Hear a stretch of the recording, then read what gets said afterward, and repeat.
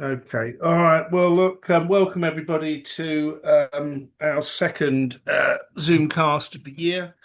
We have a serial presenter in Nancy, who's come back to join us again. And today you are going to be discussing the female staff at the TSBD.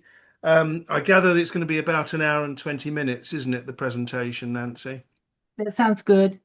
Yeah. So I think we've set aside a total of 2 hours for today. So I think if we just proceed with you presenting, and then we'll have plenty of time afterwards for an extended Q&A. Okay. So yeah, when you're ready, please share your Do I hit screen. share? I hit share here or do you? You hit share.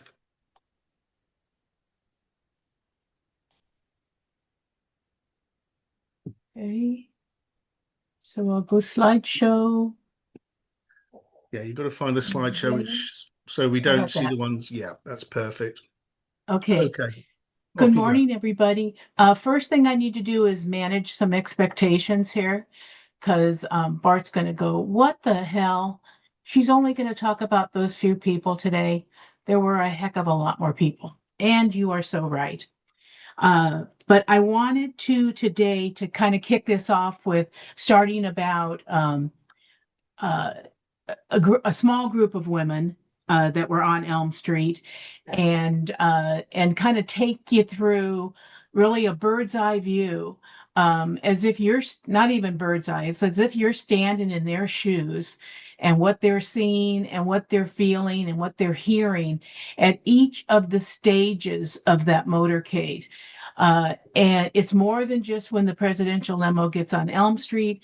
It's going to cover the whole gamut of their experience that day, and then a little talk about the future because to me they're very important concerning Geraldine Reed and Geneva Hine in terms of their credibilities. And so just to manage that like I'm not going to be talking about Vicki Adams. I'm not going to be talking about the publisher clerical people today. I'm zeroing in on the actual Texas School Book Depository Company and some of the employees there. Okay. So you'll see this is called TSBD, the Eyewitnesses Cluster Number One, and we'll get into what that means. So there it was. It was a beautiful day in Dallas. And as we know, it all kind of got shattered in just a few moments. Here, all eyes were focused on Dealey Plaza. Well, the eyes that counted were focused on Dealey Plaza. Many others in the plaza that day were, in fact, looking in all kinds of other places around that plaza besides the sixth floor of the school depository. What's kind of always amazed me is just the absolute failure of the performance of so many different authority figures in Dallas on that day. And then as they move forward, it just kind of mushroomed from there. Um, so just kind of look at the trained procedures of what would be normal, which is this whole section in the middle. These are the steps that you would normally expect to see taken by law enforcement when such an event like this would occur, even if it had been much smaller event, step by step. And as you look down the side, you can kind of see how they perform that day. There's a lot of no's on there. There's a lot of partials scattered, informal, which just doesn't bode well for how this whole thing turned out.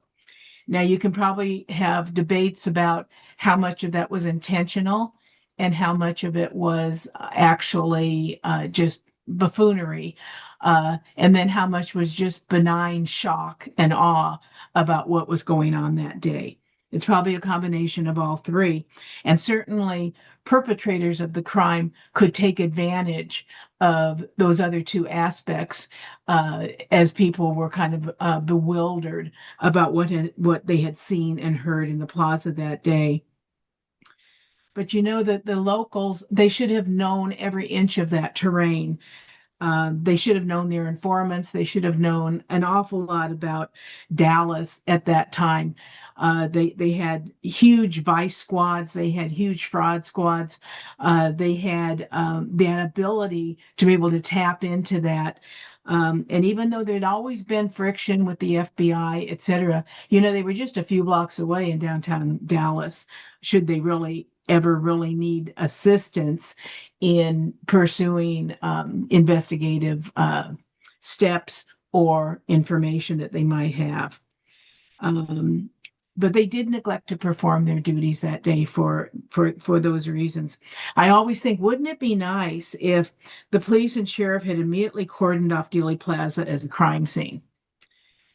The motorcade had even been halted, and all riders held in their cars or buses, except the one needing medical attention. No matter how far back this backed things up on Main Street, no one had been allowed to leave the cordoned off area. Wouldn't that have been nice?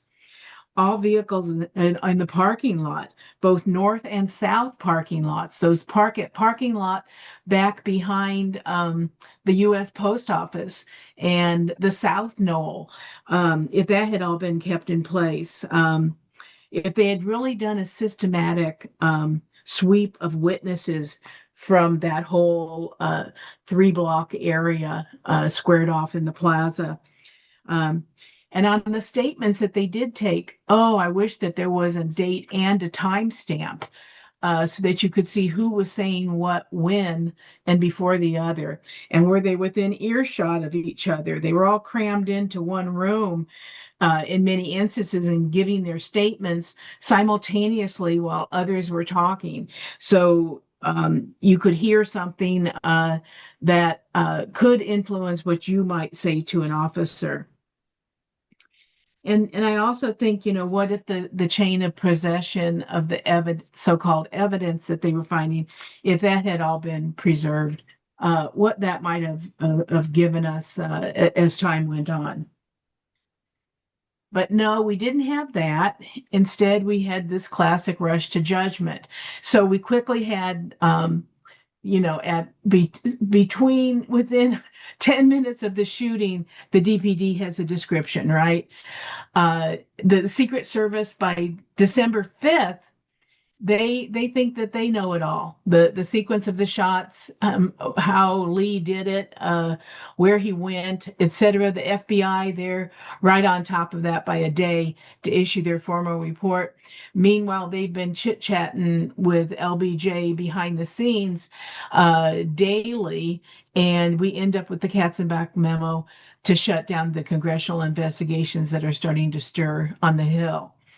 So we finally end up with this Warren Commission, which is just, this preconceived goal.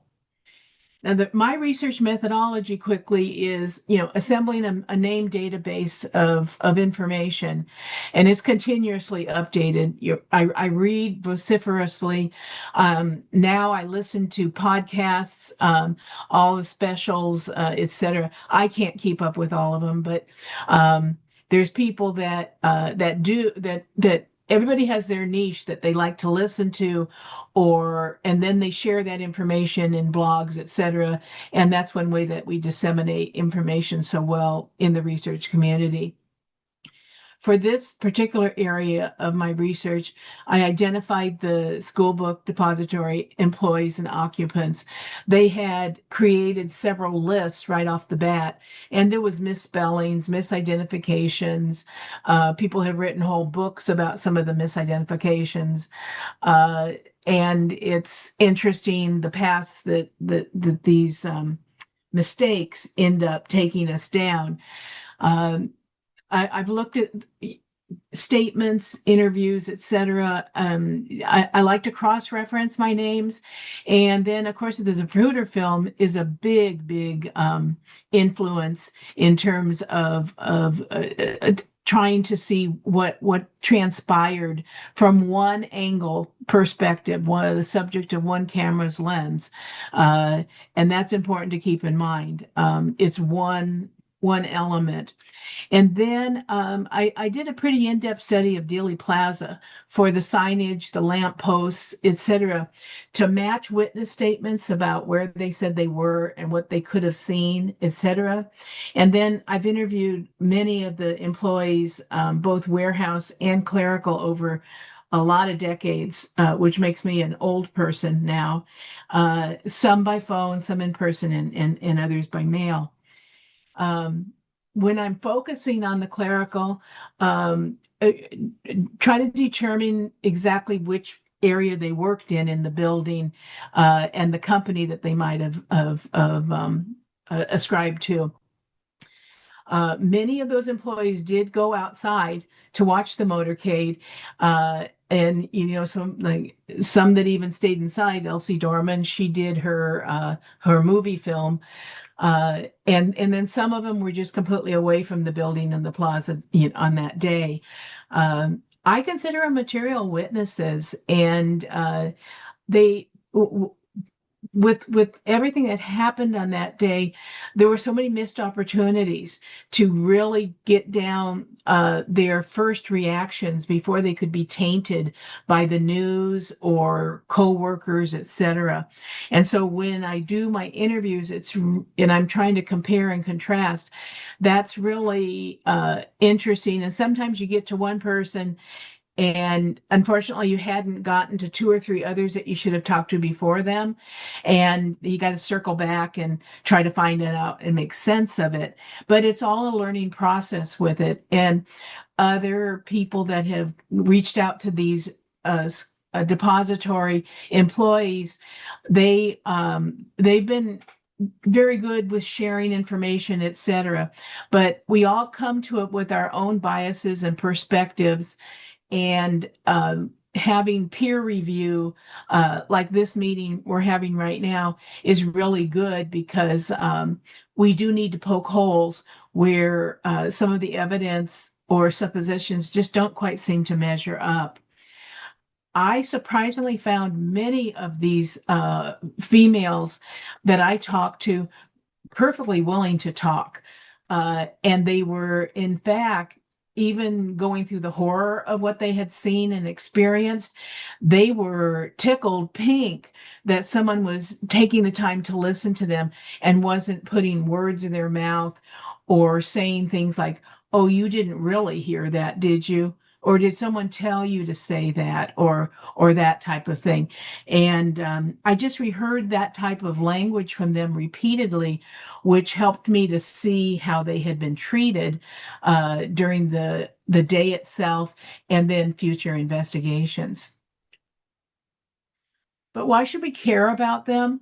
Um, I think that when we understand them, a little bit about their life story and where they came from, it helps us evaluate their testimony. And they can tell us little things about how the depository operated and what interactions they might have had. And of course, we want to zero in on Lee Harvey Oswald, and were interactions with him in any way different or augmented than what they had with other warehouse men in the building. We want to know exactly what they saw in their own words, and how they reacted and behaved in the moment. Even if it is seeped with emotion, it's still their truth as they see it at that moment. And then we want to understand how they interacted with the authorities, and then what happened at the school book depository afterwards. Did life just go on as normal? What happened? And several of them had a really lifelong impact on their lives. I mean, you have people like, he's not a depository employee, but Roger Craig, who ended up committing suicide. You have all the deaths that happened in the first 10 years after the assassination. I know some that are on the list of suspicious deaths, likely aren't, but there's still enough of them for us to have serious concern about that having happened. And then, in other words, all of this, they can give us really a more complete picture of the crime elements. So, how much did the authorities focus on these people? On the 11/22, the actual day, they did kind of a random Q&A and some observation of some people they encountered purely by chance in the plaza.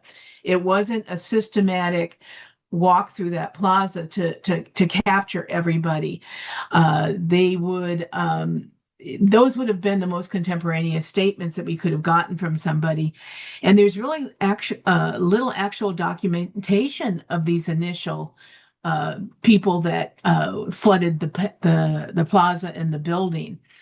Uh, then we have they took down these formal and notarized statements at headquarters. Sometimes we have the handwritten version of these documents. Sometimes we have several versions. When you look even at the typed up statements and you see where the signature is on one of the statements, it's in a different spot on another copy that we find somewhere else, even though it's dated the same and worded the same. What's with the two different signatures and sometimes three different signatures? So that's the police department and the sheriff department. Then the Secret Service was, I would almost call it the most pitiful of interviews that they did at the depository over a 3-day period that you can see at length in CD 87, which just shows their bias already by that point, that they knew what they were looking for and they asked questions accordingly. When I talked to my ladies, they kept getting frustrated when these agents came in and said and they would try to start to um, talk more about about the event than a specific question that had been posed to them. They'd cut them off. And they got frustrated and intimidated, and in some cases they said, gee, I actually started to question my own thinking because of the way they said things. One example is with the final shots around Zapruder 313, where we see the spray on the film version to see that head impact wound.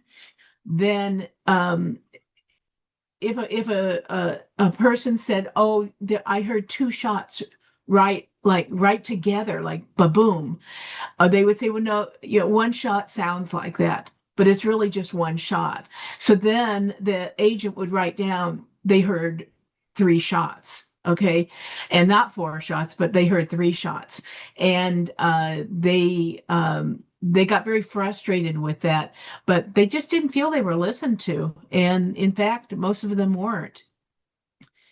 Um, Geraldine Reed started being listened to because she started to provide some information to them that they wanted to hear, which was that Lee had been seen on that second floor. And so, there you'll see those people get a little more attention from the authorities, and we have a little better documentation of what they allegedly said to these authorities. They only took selected employees to talk to. Some they talked to at the office, some over Saturday and Sunday. After the assassination, they visited their homes and began to talk to them there. And then we have that horrific follow-up in March of '64 when Hoover wants those 6 questions um, specifically followed up with the employees. And I've searched high and low for where are the handwritten statements from those FBI interviews, because even in the typed version they say I have initialed and noted any corrections on the handwritten on my written statement, and now I'm signing this. And so I don't know if all of what they said and wrote in a statement ended up in the typed version. So those are anomalies that you can't go back and change them now, but I wonder where they are There's got to be some boxes that are just not there yet. Oh, I know. Laura Luna is going to find them, right, Joe? Okay. Okay. And then, of course, who the Warren Commission deemed worthy to talk to is really interesting too, because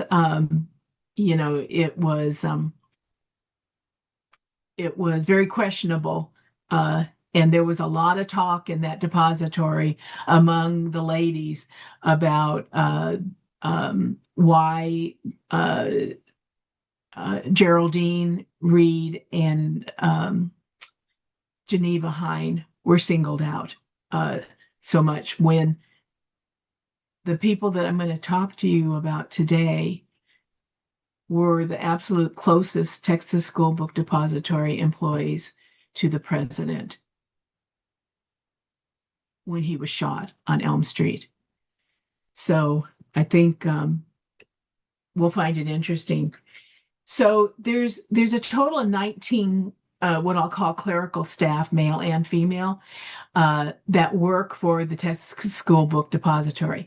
This is other than the publishers who have separate offices. These are actually employees of the TSBD. So I separated them into what I call clusters. And on the right-hand side of this screen, you'll see that. You'll see that I've got 6 different clusters altogether. And the ones we're going to talk about today are the first 3. Oh, do I hear weeping and wailing and gnashing of teeth? Okay, because your favorite may not be on the list I'm going to talk about today, but there'll be more to come if you all enjoy this presentation. So it's Gloria Holt who goes by Jeannie, Stella Jacob, and Sharon Nelson, who was Sharon Simmons at the time. Her name gets in the record both ways because she got married between the assassination and when the FBI did those interviews in March of '64.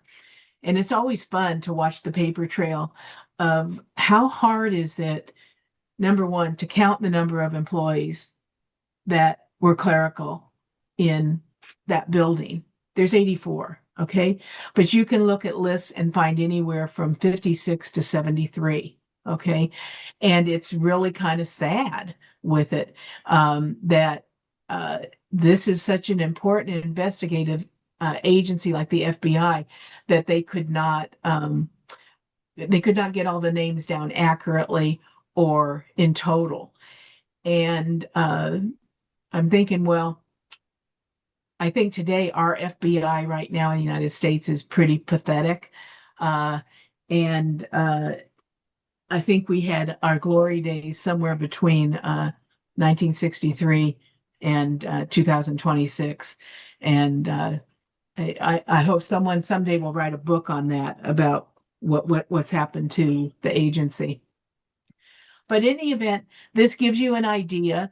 The numbers across the top, you can kind of see their ages, which is really interesting. 3 very young ladies that I'm zeroing in on today, 18, 19, and 20. The A number is from Mary Farrell, what she considered the assassination eyewitness person. So that's to give a connectivity there.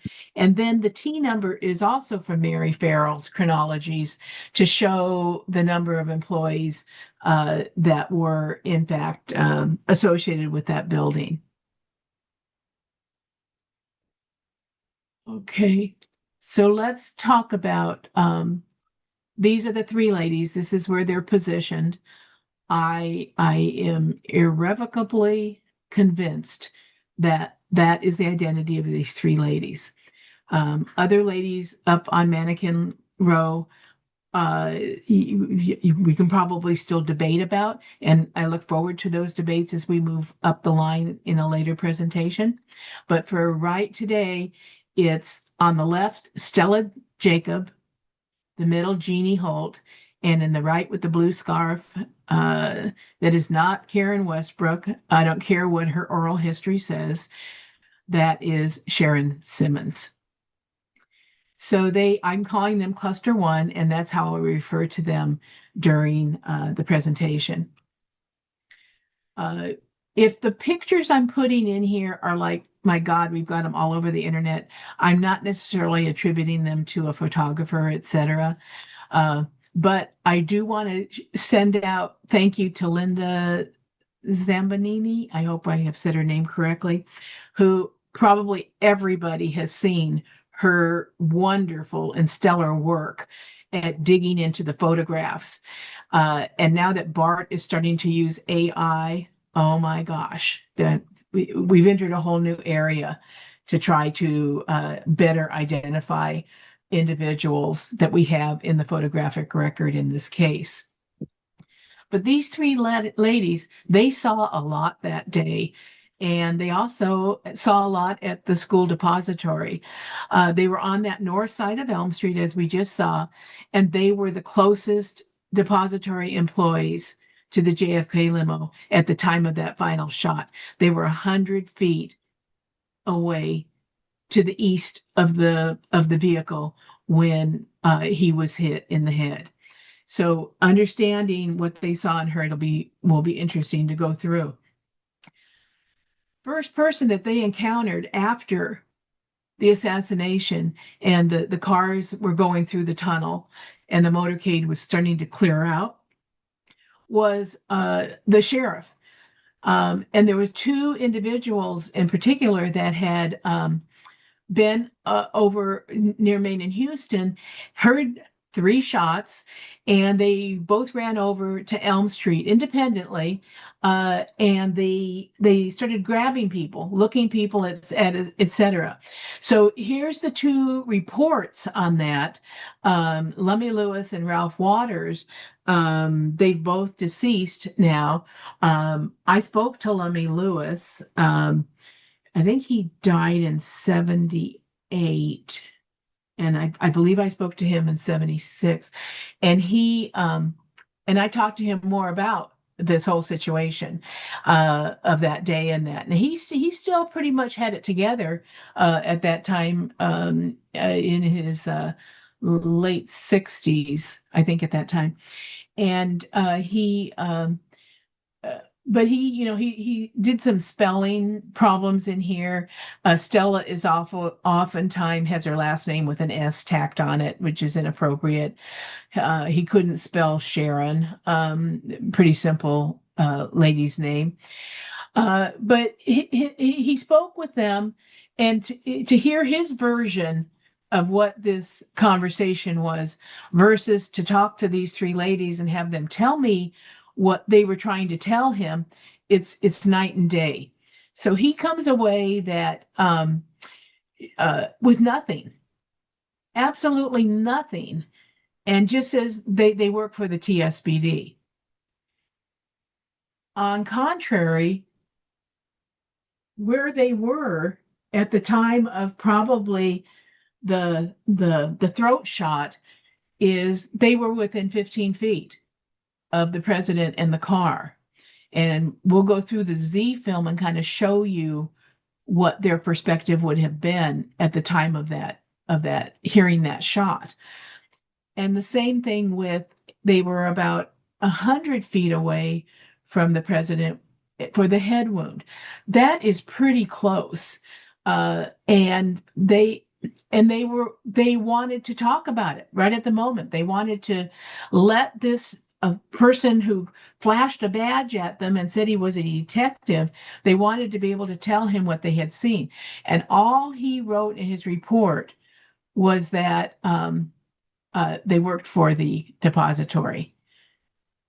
And it's kind of sad. Ralph Walters, all he saw was that there was hysterical people. Well, how dare they be hysterical and excited for what they had just seen? So we get later on, a few days later, the Tuesday after the assassination, they come, FBI floods into the depository and starts to identify workers floor by floor in the offices and starts to interview them.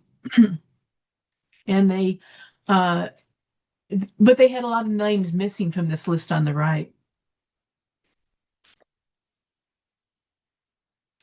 But it was pretty much the same thing. You can see Stella, Sharon, and Jeannie are all still listed there as not much to see here, not much to tell. They couldn't furnish anything relevant.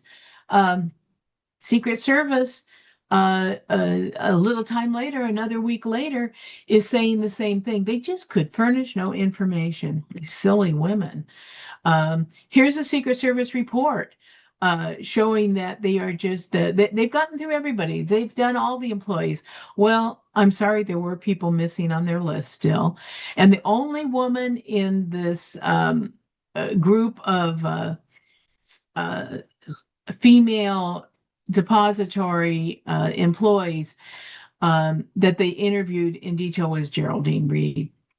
And she told them that she had seen Lee with a Coke on the second floor after the assassination. They were only interested in pertinent information, and they just didn't feel that any of these ladies had pertinent information. Now, these were ladies whose daily jobs were to hustle and bustle and manage a myriad of orders from 7 different publishing companies that had offices in those buildings. They were sending orders up and down that dumbwaiter all day, checking to make sure that they met the quantities that they needed to in very specific detail to the school districts and administrations that they were responsible for making sure that they had the right textbook, the right version, etc. But they couldn't describe to them, supposedly. Here's the Secret Service, another page from that same report. And again, they couldn't furnish any information. Look at Otis got thrown in here too, and Joe, but all the rest of these are ladies that no, we don't have anything to get from them. And then this, I when I read this section at the very bottom of this screen, he never spoke to anyone and they did not know his name. I don't want to get biblical on us, but I could hear the cock, crow 3 times right there, because this is I never knew anything about him or whatever. Now, eventually, you get to the point where you have someone like Mary Hollies, who worked for Scott Sporsman, who is claiming in her oral history at the 6th floor that, by golly, she rode the bus with Oswald all the time. And she even rode with him on the bus on November 22nd. So, you go from one extreme to the other, right? But somewhere in between is information that a lot of these ladies had that could have helped to validate a lot of other information that people were purveying as supposedly the truth that day. When doing interviews, I think it's important to consider, the the for the actual day and for 6 months after that, did the interviews occur in the privacy with that person, or were they done out in the bullpen and everyone was hearing what was being asked, etc.? Uh, Consider that only selected people were given more than just a cursory examination in any way. Um, and then we know that there's statement tampering. When I talked to some of these ladies, they what they told me they had said to these agents or detectives, it did not match what they summarized or wrote down on paper. And then over time, interviews are hard because you get this potential influence from a variety of sources. And even when someone absolutely believes something is a certain way, uh, their memory is playing a trick on them, in the sense that how memory, when you recall it, the science of that now says that when you put it back in your brain, when you're finished with that memory, it's like a computer screen almost, and it overlays the memory that was there before or the file that was there before. It doesn't keep solid version control. And so therefore, when you recall it the next time, that memory is now what you had saved the last time. And it's very interesting. And I've done a little bit of research into that so that I can understand that better when I'm talking to people. Uh, that it's not only the aging process that hits them as they move forward in time, but it's just the simple process of how the brain works. And then we have the ones that are seeking attention by asserting untruths. And whether that's for their own personal need to feel important or if they're being directed by others to do it. And then over time, I think there's an impact of those sixth floor museum oral histories, the way they ask the questions, what they don't ask, what they show, what they don't show. It's very interesting to when you can actually watch those. Some just have a written transcript, but others are specifically being able to see the person and the body language is interesting. Uh, when many of us on this call have done our own interviews of different people in different areas, and even if you've just interviewed other researchers, you walk away with a feeling about what you feel is truthful of what they've told you or shared with you, etc. And so, I look for inconsistencies, that that kind of start to speak to problems, especially if they start talking about something that they couldn't possibly have seen. And then we've all had that experience of, someone saying to tell you the truth and frankly, and like that doesn't a little flag go off immediately about, well, I would have assumed you were telling me the truth. So why did you have to feel to say that? And then I use what I call my guardrails so that I can evaluate testimony. I use the Zapruder film. Um, I I know when about the sirens for the upfront motorcade cars were happening, the cycles. The blue jacket girl standing up on the pedestal when she gets up there. Rosemary Willis running around in her red skirt around the corner in a little white sweater. The alleged epileptic seizure and ambulance, that timing, and then the radio transcripts, although their veracity is suspect, due to not our ability to get access to them was delayed, and one has to wonder what that means in terms of inserting information into the record, etc. Uh, it's interesting, but you have these kind of benchmarks so you can kind of see if someone's telling me they were down on the street by 12:22 and they didn't see the ambulance come, then I know something's up because you can't ignore sirens blaring and lights flashing on a vehicle. Okay. Even if you were looking at it through the colonnades or something like that, you would hear that and you would see the flashing. And so it helps for me to timestamp the accuracy of what someone might be sharing with me. So there's a lot of sleuthing that we have to do, which is fine because it makes us more talented and skilled researchers. And when someone is telling me something, a researcher, I like to know that their scholarship has included a good sleuthing process, and not just reading a bunch of books and taking everything as face value. And then we've got the Zapruder film, right? And here's Zapruder with Marilyn. I don't know if it's Seitzman or Sitzman. I've never spoken to her. And up on the pedestal, and then he's with Jennifer Juniors and in the Daltex building, and she works as a secretary there. Now here, right below, you can see Sharon. Right below the red circle, you can see Sharon Simmons with her blue scarf right there. So the first one in our little cluster number one.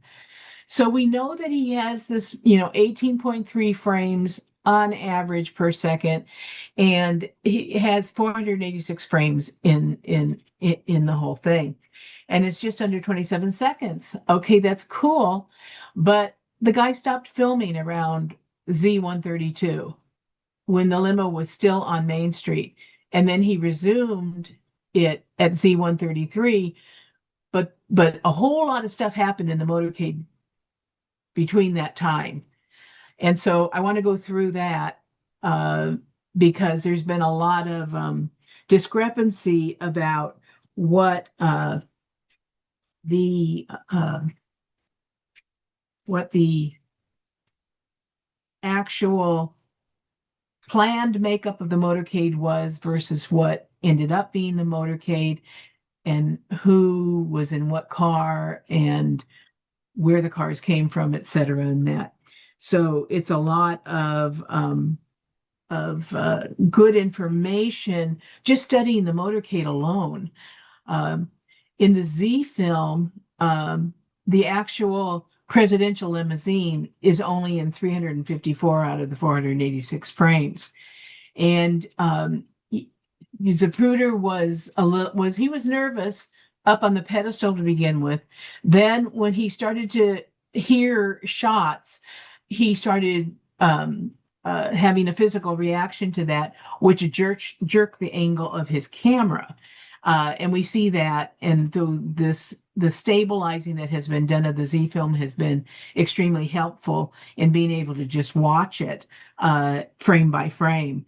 Um, but we have this situation where only a single frame appears to show the red spray from the head wound. And that, if you figure that's 18.3 frames per second, and it's only one frame out of that amount, that doesn't seem quite right. And we'll look at that a little bit later with the Z film to see what that shows. And there's splices that are unaccounted for. I think like the Greer head snap twice in very little time. And comparing and contrasting other films of the day from different angles causes some problems. The whole chain of possession of the original film is extremely questionable. Um, they never asked Zapruder why he stopped and then resumed filming.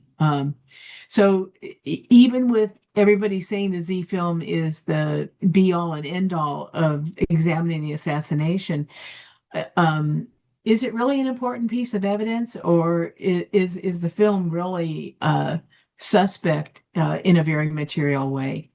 So that's a debate for another day. But we're going to use some of it to look at a perspective. This is measurements within the plaza are important. Here you see the slight curve to the south as Elm Street proceeds west from Houston. So you see the depository there. This is a model that is you can buy on Etsy. So anyone can put it in the chat or what if they want to know who to contact on Etsy for this model, because it's really cool. He took an aerial photograph from that afternoon. I think it was about 3 o'clock in the afternoon, from the angle of the sun reflecting on that vehicle in the top part there in the center. And you can see that there's police cars up on the curb, etc., and cars going through the plaza. So this was a little bit later in the day, and they've got this snapshot of it. So the kit comes, I don't get a kickback, okay, but the kit comes all flat. He's printed it all out for you, and then you've got to cut it out and punch it and tape it all together.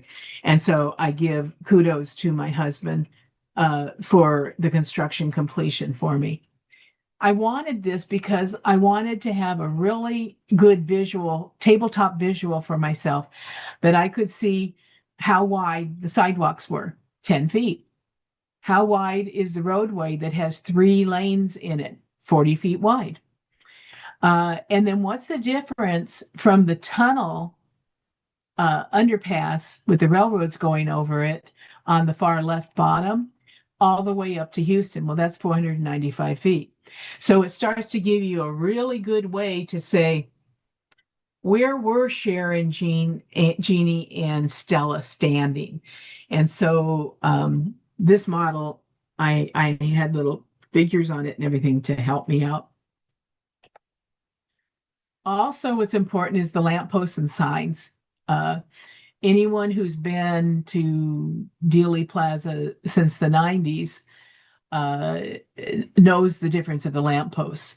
Here in the top left photo, you will see the lampposts as they existed on that day. Hertz sign is up above, and this is they're right at the curb, just an inch or two in from the curb. By the 90s, they had moved them all the way up to the grass. There was an interim move where they had moved them farther in on the sidewalk. So they've been moved twice. And then in addition, by the 90s, they've added more in the center section between Main Street and Elm. And so interesting phenomena that's happened there. The distance on Elm Street from Houston down to the steps. So in the top left corner, if you go look at the corner of Houston and Elm and come down to the steps that go up to the grassy knoll, that's about 300 feet in length out of the 495 that are the full length of that street. Lampposts are separated by about 100 feet back in 63. And the Simmons Freeway sign is about 100 feet from Houston west. And the Thornton, that's interesting. Thornton Highway is 200 feet. So all those visuals, measurements helped me place the ladies and exactly where they were and the distance that they were from the events that they saw. Here's the cluster 3, and there you see them right there. Gloria Jean Holt, very brief life summary here. She second generation Texan that she had just graduated from high school when she got the job at the depository, lived at home, and she left the depository less than a year later because she just had so many bad associations with it. She did go to SMU for a while and stayed in clerical roles. She was by far the chattiest of the three, and I probably had about 6 different conversations with her over the years. And ironically, she passed away on November 22nd in 2024. And so my last interaction with her was in 2015. For Stella, she was 20 years old, Native American Indian, and that whole history of the Choctaw Nation and the lands and the providing of the lands to her family over generations is really interesting. She was an exceptional student, A plus plus, and she started as a clerk. And she also had started very recently at the depository. She stayed there for a couple years, went to work for another company in Grand Prairie, where she met a man that she married, and they had a son and daughter. She has remained in Texas. She has been, I'd say, the least cooperative in terms of granting interviews or whatever. So you can see my last interaction with her was in 2005. And Sharon Simmons, 19 years old, from Abilene. She was also an exceptional student, and she started at the depository within days of the other two. She had lots of hobbies, lots of friends, etc. She married and had 2 children, and she's always lived in Texas. She's a widow now, and my last interaction with her was just last year. There was a few little loose ends I wanted to just go over with her. The clerical procedures in the depository was it was a regional distribution hub, and they covered 5 states, and they had 7 publishers in the building.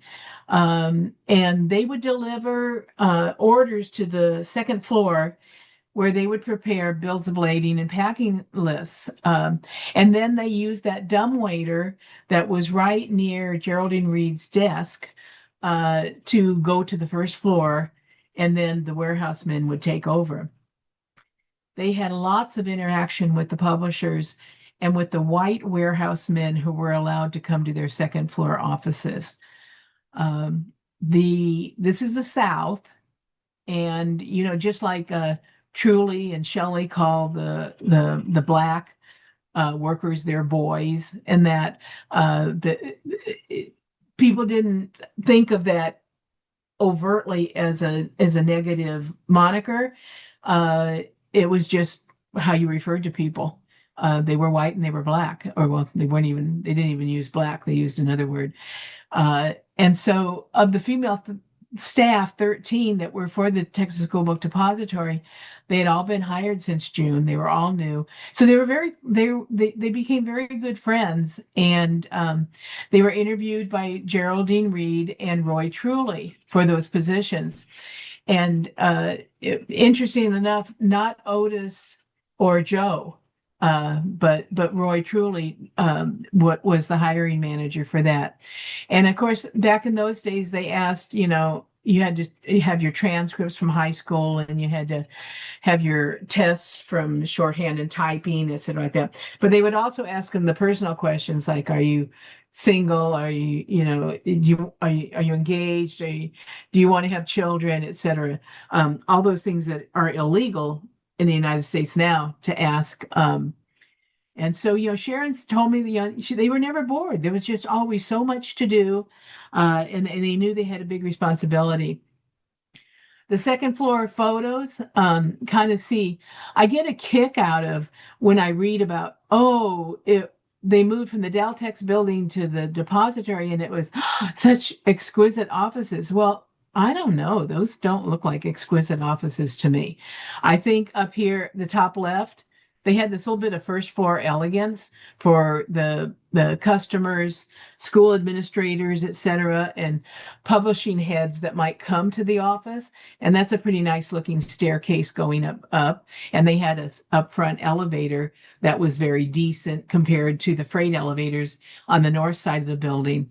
But this was a wooden counter. No great glory there. In the center is, if you look in that right corner, that's the east window facing Houston that Geneva Hines said she walked over to and looked out of during the course of the motorcade. And then you see another aspect into it. And then there was this conference room here, but that was kind of like a boardroom, so that's why they had that a little bit better situated. So, what did they tell me about what they saw in the building since Lee started on the middle of October? One interesting what they told me was that this list of guys here, Jack, Billy, Buell, Frank, and Freddie, and Lee were frequent visitors to the second floor. So, of course, they were white. And what would they be doing up there? They'd be checking on the orders. They'd be looking for change for the soda machines. They also would eat they would eat in the lunchroom sometimes. And they also snuck into the men's restrooms, even though they weren't supposed to do that. And then they would also, these were single, young, pretty ladies, and they were up there chatting with them when they should have been working. And probably one of the biggest visitors was Buell. They used to call him when the dumbwaiter broke down, and he would get that running for them again. But he also liked to talk to them. And when I've interviewed Buell, he's very cagey about not wanting to admit that he had, been on the prowl up there with those ladies on the second floor. But they kind of indicate that he was up there quite often trying to chat them up. So they remembered Lee having worked there, even though later on in statements to the FBI, it was written down that they didn't know him, or the Secret Service, they didn't know him. Well, they didn't know him outside of work, but they certainly knew him in the building, and they knew his name is Lee. They might not have remembered his last name at the time, but they certainly had a recognition of him. That particular Friday morning, office hours are 9 to 5:30, and they would get a short period for lunch.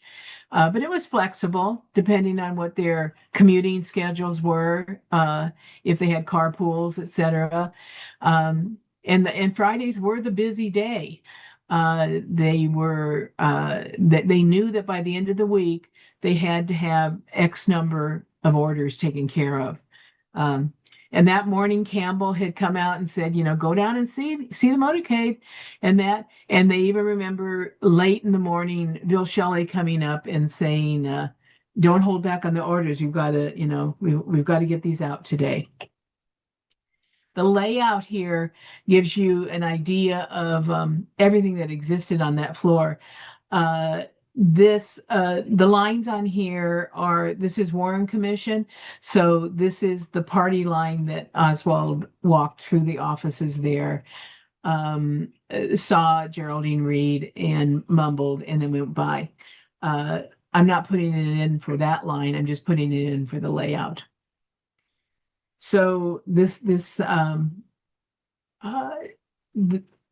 my three ladies in cluster number 1, they saw Geraldine in the lunchroom that day around noon having lunch. They finished before her and they went downstairs. Although they had seen Lee in that lunchroom before, they did not see him that day. And they never saw Geneva Hine give Lee change, but it was the talk of the office that she had claimed she did. Their recollections was that Judy Johnson was a primary change giver in their office and had a little special box for it and that. But it was perfectly normal for those people to come and out look for change. That lunchroom was a dump, in my opinion. Look at it. Look at that neat trash can. These ladies dressed sharp and fashionably, okay, with high heels, etc. So first of all, they get there in the morning and they have to park 4 to 6 blocks away. They have to maneuver their way across dirt, concrete, cracked concrete, and railroad tracks and razor wire fences to get around to that was to the north of the depository. So they had to walk all that way and then come in up Houston, down to Elm, and then to be able to come in the front door. Otherwise, they'd have to come up through the loading dock in those heels and walk all the way across the first floor. And they didn't want to do that. They didn't want to take the freight elevator up or the back stairs. They wanted to come in and go up either the elevator or the front stairs. But I think this lunchroom, I just get a kick out of it. Like it was such a good place to eat. Okay, now it's time for them to get into position. So they agree they left sometime between 12:05 and 12:10 to head downstairs. And they went out down the front staircase, few other coworkers on the steps with them. And they proceed through the front entrance with several other ladies, and they go through the front doors. At the bottom of those steps, now obviously this was taken after it's all emptied out. They ran into some additional clerical workers from the building, but they saw that it was already starting to get crowded out there with people. And they stopped in the corner and talked to a few others, but for no more than a minute. So they started walking down, and they finally, people were lined up along the street. So they were looking for an open spot. They finally found one about 150 feet down the road from the corner of Elm and Houston. And it was just east of the Stemmons freeway sign uh, on that grass north of the sidewalk. So here, how to position them appropriately. I drew two little red lines and circled them to show you where they would exist in these photos. And it's photographic angles and lenses. For anyone that's familiar with that, uh, you can make things look, you know how people stand by Stonehenge and put their hand out like the palm, and it looks like Stonehenge is standing in the palm of their hand. Well, the Stemmons Freeway, from a lot of the photos that you see, the freeway sign looks like it's right next to the ladies, and there's a good chunk of geography between them. As they're preparing to watch the parade, they were exuberant. They couldn't believe how lucky they were that they were going to get to see Jackie Kennedy and the president. But they were really excited about seeing Jackie. What was she going to wear? How would she look, and all of that. And I hope she doesn't have sunglasses on, and that. And so Jeannie remembered, it was right around the time of her brother's birthday, and so she was coming off of a high associated with that from her home life, and so she was in just a very exuberant mood. Stella remembers like this literal hum going on from the people all around them. This happy murmuring, she called it. And people were still coming and filling in past them. But it was getting thinner and thinner the closer you got down to the triple underpass. So now the time is 12:12 a.m. And this is when Zapruder starts filming. So Z1 is going to show three advanced motorcycles with sirens blaring from Houston to Elm. And their job is to alert corner Dallas police to cut off cross traffic. Because if you look at some of the films taken on Houston and Maine, right at that intersection, you'll see how the cars are still turning left, people are still crossing the street, etc. Well, once this came through, that after they passed, there was no more. It was supposed to get ready and able for that motorcade to come through. So this whole page, there's no Z filming here because he turned it off because he didn't want to waste film. So we don't see the advance car coming up. And so the police captain is in that all by himself, and he's about 50 feet behind these advanced motorcycles that have just been blaring their sirens. Then he's followed by the pilot. Then the emergency ambulance comes. And it wasn't scheduled in the motorcade, but it was called and interrupted the motorcade. And then the pilot car comes through. And this guy that's in the pilot car, this Jack Putterbow, is an interesting character. You should Google him and look up his background because this guy is all over the place. It doesn't usually do this kind of work, but he's here in Dallas for this day. And so they're about 500 feet ahead to alert police along the route that the motorcade is approaching, and they're still looking for any signs of trouble. Then you've got another three motorcycles that come in here. They're also looking to watch and clear the intersections, make sure. Then you have the five lead motorcycles. They're right ahead of Curry in that lead car. And two of these end up breaking away on Houston and race through their turn onto Elm, and their job is to go and head up to Stemmons so that they can meet those three original motorcycles to block traffic because there's 5 lanes on Stemmons Freeway, and the captain wanted one motorcycle in each lane. So their job was to get up there and help with traffic in that regard. The lead car then is next. So none of that you will see on Zapruder's famous film. But here, when he's sure that he can capture the limo, he picks up at Z132. And he has the limo all the way up through it going into the tunnel. And he captures the backup car for the Secret Service, LBJ's limo, a certain portion of that on the motorcade, and his backup.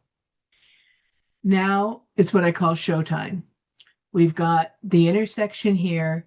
There's Z1, the 3 coming around the corner. And finally at Z59, you'll see the red circle. And that's the first time that my cluster number 1 ladies are visible in the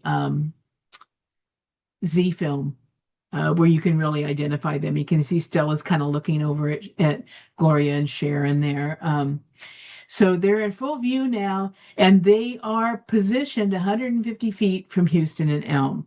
And that's where they will stay until after the assassination.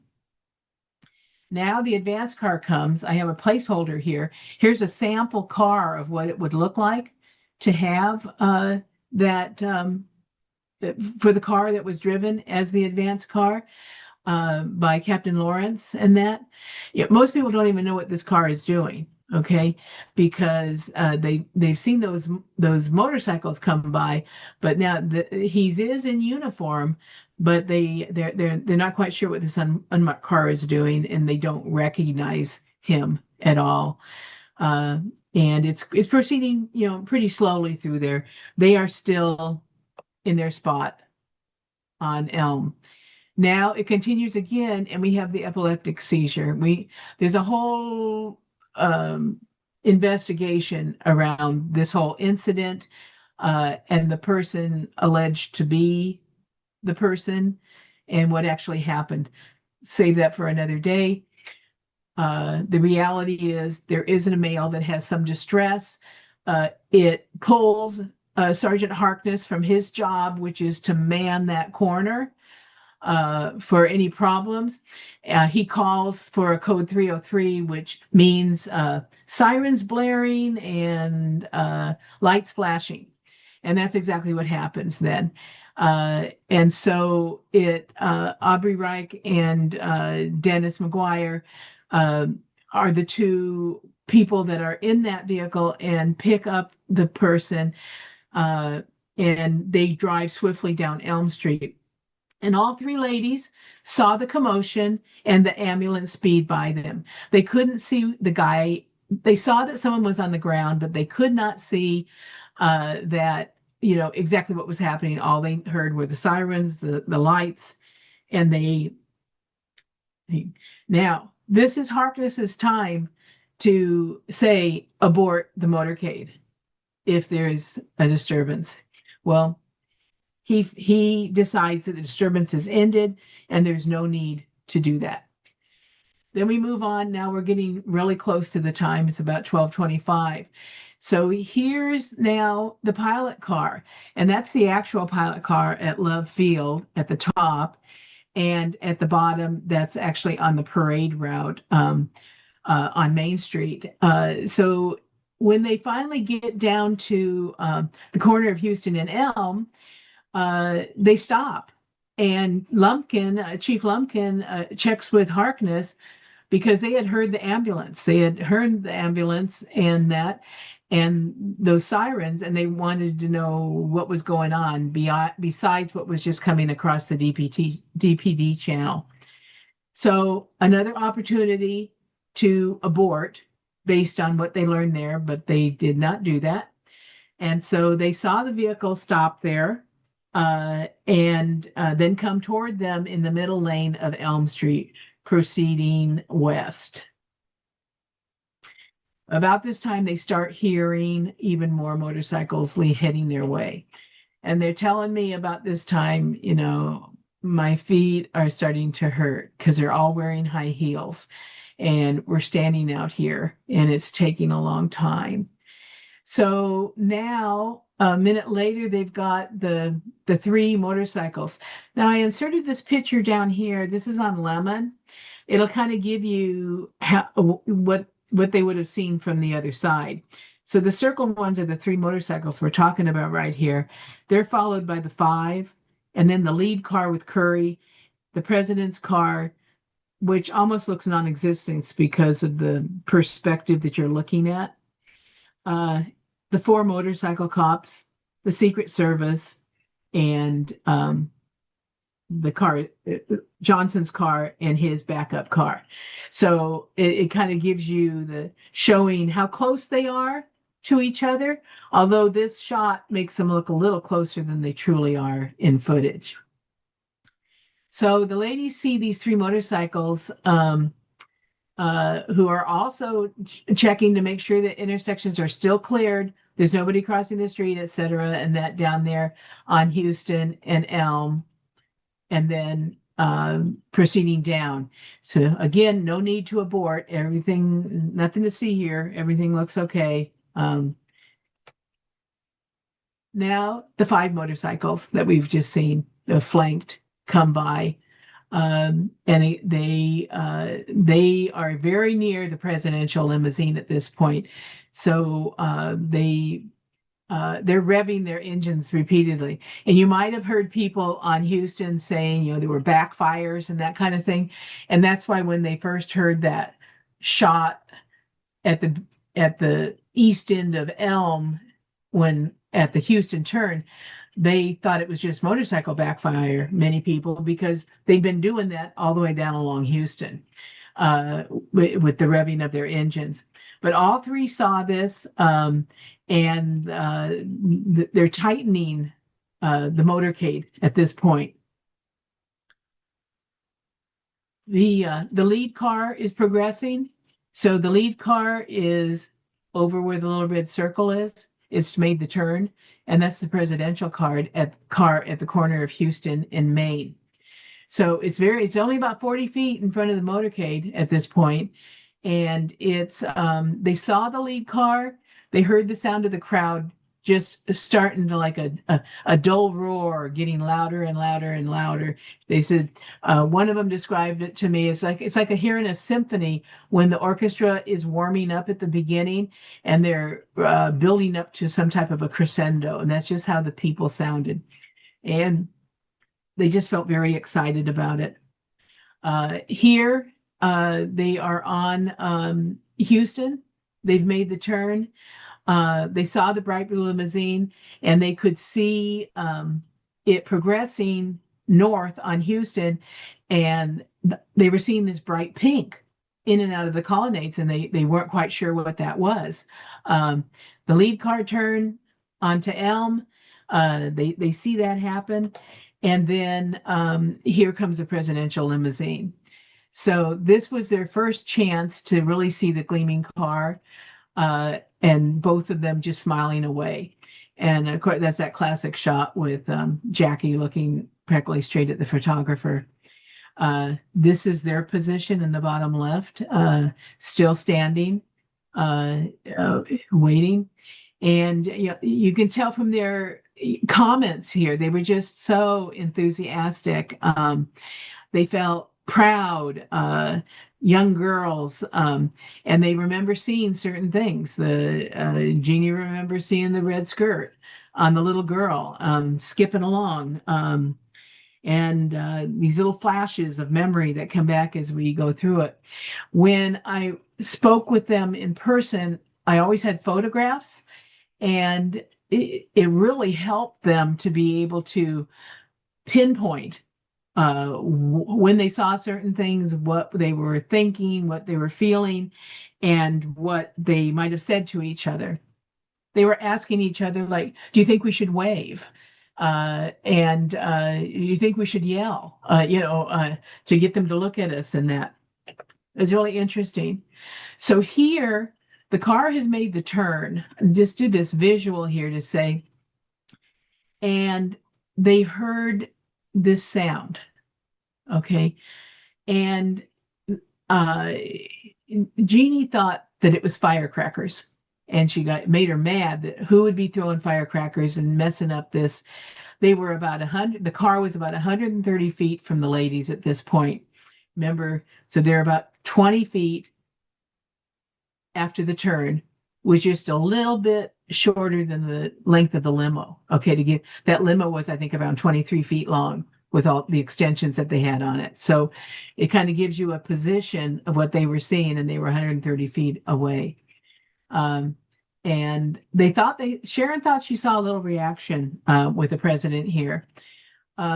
Then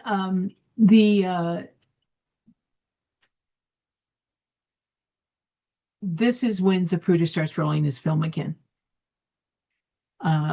It was because Greer was keeping the car in the middle of the road. It made it about 14 feet from the north curb. So that whole Mannequin Row was about 14 feet in from the president as the vehicle would pass them. And now they're about 100 feet away from the vehicle at this point. So the space is getting closer and closer. Here, when Zapruder has started the filming again, it's proceeding south on Elm. Oh, I'm sorry. That's right. Proceeding west on Elm. They have a better vantage point, and by this point of Z170, the car is within 30 feet from them. I think how close 30 feet is. They said we could almost reach out and touch them. We felt you can see here in the Z film where they are and what they're seeing. This part right here, he's waving his hand out there to the crowd. They had heard a woman yell out to him, and he turned, and so did Jackie, over to their right to be able to acknowledge that person, and they proceeded. Two different perspectives here. This is to kind of show how very early in my research, I thought they were right by the Stemmons sign and that. Here you can see from the left photo a little better perspective on it from the Willis photo, but on the Z film, it looks like it's right on top of it. There's a little girl in a red skirt, and it kind of starts to give a little idea on it. Now the limousine is coming, what I call the real kill zone. He's still waving, and Jackie's continuing to smile. There's no indication that there's been any indication of any commotion in the limo. So still no need to abort here. Although here it could also be argued that the president has sustained a back wound. So that's nothing that they had an understanding of as a separate event happening or a separate sound that they heard. So I was pleased that they were honest about that. And even though they had heard about maybe a separate back wound to a throat wound, they weren't trying to change their stories to align with that. And that's what helped me believe in what they told me later about Geraldine Reed and Geneva Hine, because I try to measure their whole veracity.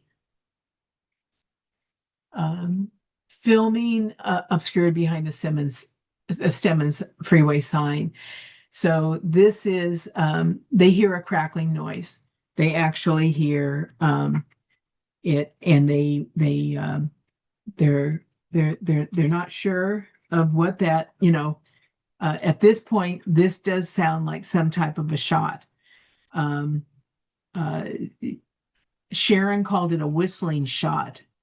Jeannie called it a whirring shot, and Stella called it a single gunshot. So it was kind of, she's the only one that had real close experience from her family with rifles, and felt she knew what the sound of a gunshot was.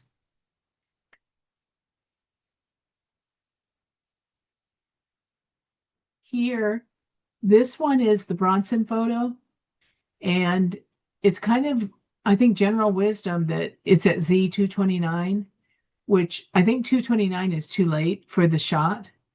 And my ladies are still clapping. You can see their hands up clapping. Uh, and I think that probably this Bronson ties more closely to Z209. Uh, and this is where you look at different photographic elements, etc., to try to determine. I mean, clearly Z229 in the bottom right-hand corner, he's been hit. And so the Bronson photo there, I don't think he's been hit. So that's my perspective on that, and that's why I said my opinion. Here we have the Alton's photo and Zapruder as comparisons. So he's clearly reacting at this point in both uh, photographic elements. Some people still haven't reacted though, because there's people right to the left of the left running board service agents that are still smiling away. They don't quite realize what has happened. LBJ has made the turn, but he's already down. So the shot has occurred. Now here, the JFK limo is now past the three ladies. Okay, so here I kind of wanted to show 3Z film frames and show you how it's moving along. You see Jean Hill and Mary Mormon in the rear. Those are also placeholders in the film to be able to see where things are. By Z313, the car has gone past my ladies by about 100 feet. Okay. And that's what they're seeing at that point.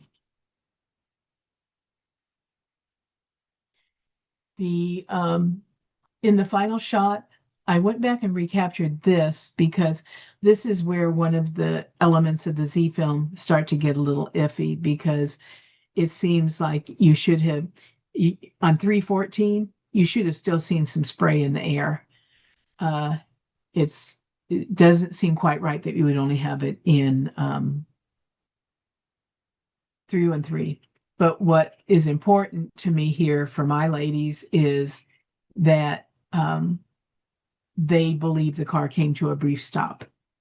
They saw the lights go on, like a hard thing, almost that it like what fishtailed a little bit. It was so abrupt that it stopped, and that was interesting to hear from them. They saw Clint Hill in action. They would have seen a closer to the view on the bottom photo from the rear as the car is speeding along. And then this whole sequence here of, they just described it as such, again, sheer horror that now she's climbing out on the trunk and what's going to happen to her, because they didn't know if there were going to be more shots or not at this point. And so they were pretty upset about that. And now they're going into the tunnel, and that's the last Z film frame. And they said, we looked at each other and said, did we just see what we thought we saw? And it was just, they felt like time just kind of stood still. So what did they hear in terms of the summary of the shots? The first shot was right there at the corner, and they thought it was a firecracker, or a New Year's Eve popper, or just a huge pop sound. We talked about the second shot, what they thought they heard, and then this third and fourth together, a giant ba-boom. The car was about 40 feet past us at that point. And Jeannie thought it was a big echoing double shot like a cannon. Um, so she immediately thought of the Civil War and a cannon at Gettysburg taking off. She had seen a little film clip of that in high school, and that she said that was just what it reminded her of. And Stella thought it was two really close shots, one right after the other. Um, and the whole event, of course, is all under 10 seconds coming down Elm Street to get 100 feet past them. And but they consistently believed it was four shots, which you can't find in the record, the official record anywhere. In the aftermath, we know these pictures. We know the Newmans on the ground. We know uh, they talked about seeing that Secret Service agent waving uh, the rifle, submachine gun, whatever it was, in the air, and that petrified them because none of them had ever seen something like that before. Um, they said, yeah, the press people jumping in and out of the cars as they're going through. They were kind of like, how could the motorcade keep going on? I mean, why is this happening here in front of us? Photographers hopping out and taking pictures, and people dashing to the ground, and that. Here's more of that scene. Then they start to see they notice these two men sitting on the ground just east of the lamppost. This is the umbrella man and the dark complexion man.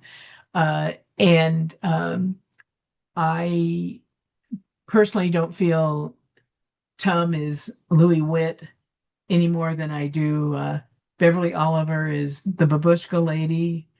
Uh, those are they weren't aware, of course, of any of that kind of stuff. None of us were on that day at that time. Um, but they did notice Jean Hill in a long red coat because it was flapping in the breeze. Uh, and she was a tall woman. Mary Mormon was shorter. They noticed that contrast in height. And they started to notice people running across the street, kind of dodging between the cars, etc., running over to exactly the spot that they thought they had heard the sound from. Now, the firecrackers, the first shot they thought was up at Houston and Elm.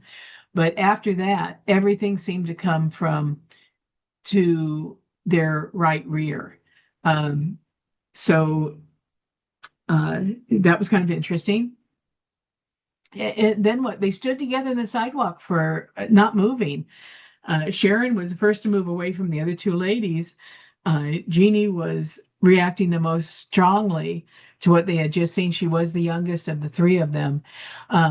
They all readily admit, yes, they were in shock. And then this middle-aged guy in a dark baggy suit comes running over to them and tells them that he is a sheriff deputy. And he flashed a badge and he asked what they had seen, what had happened. Had they seen what had happened?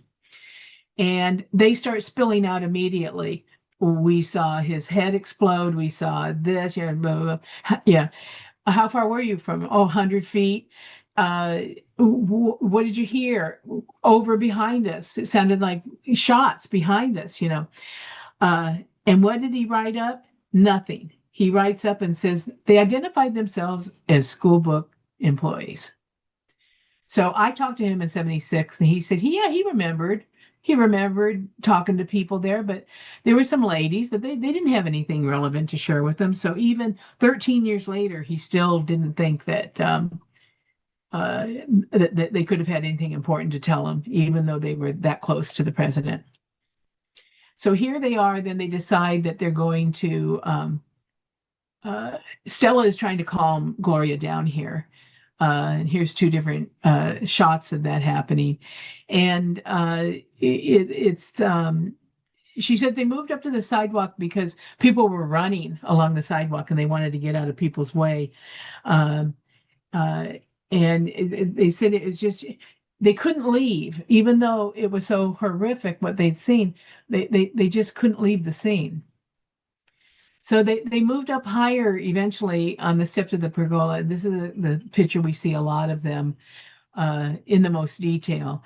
And I had Sharon last year or the year before on this picture actually write out for me Stella, Gloria, Sharon, of exactly who, identifying them in this picture for me, kind of formally.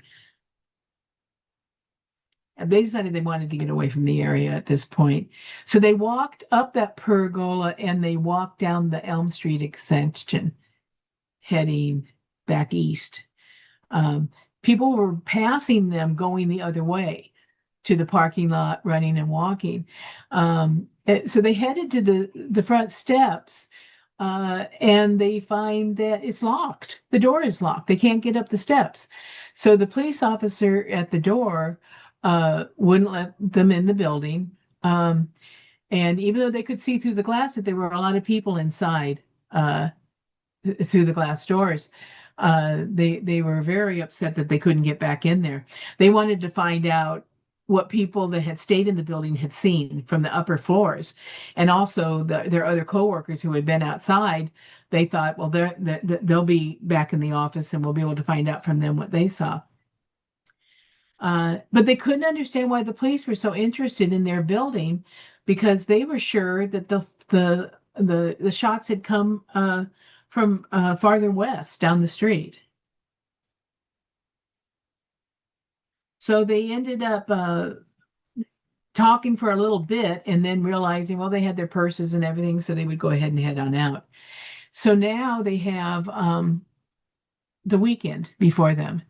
And they said, the horrible news just wouldn't stop.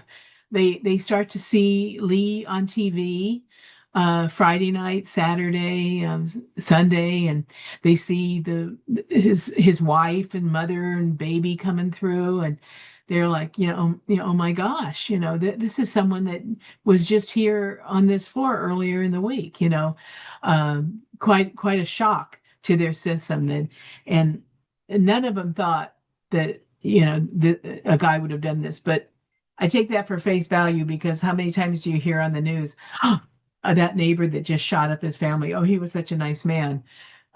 So give that a little. So here's a summary of the contacts that they had. They had with authorities. They had on 11/22, they witnessed this horrific event.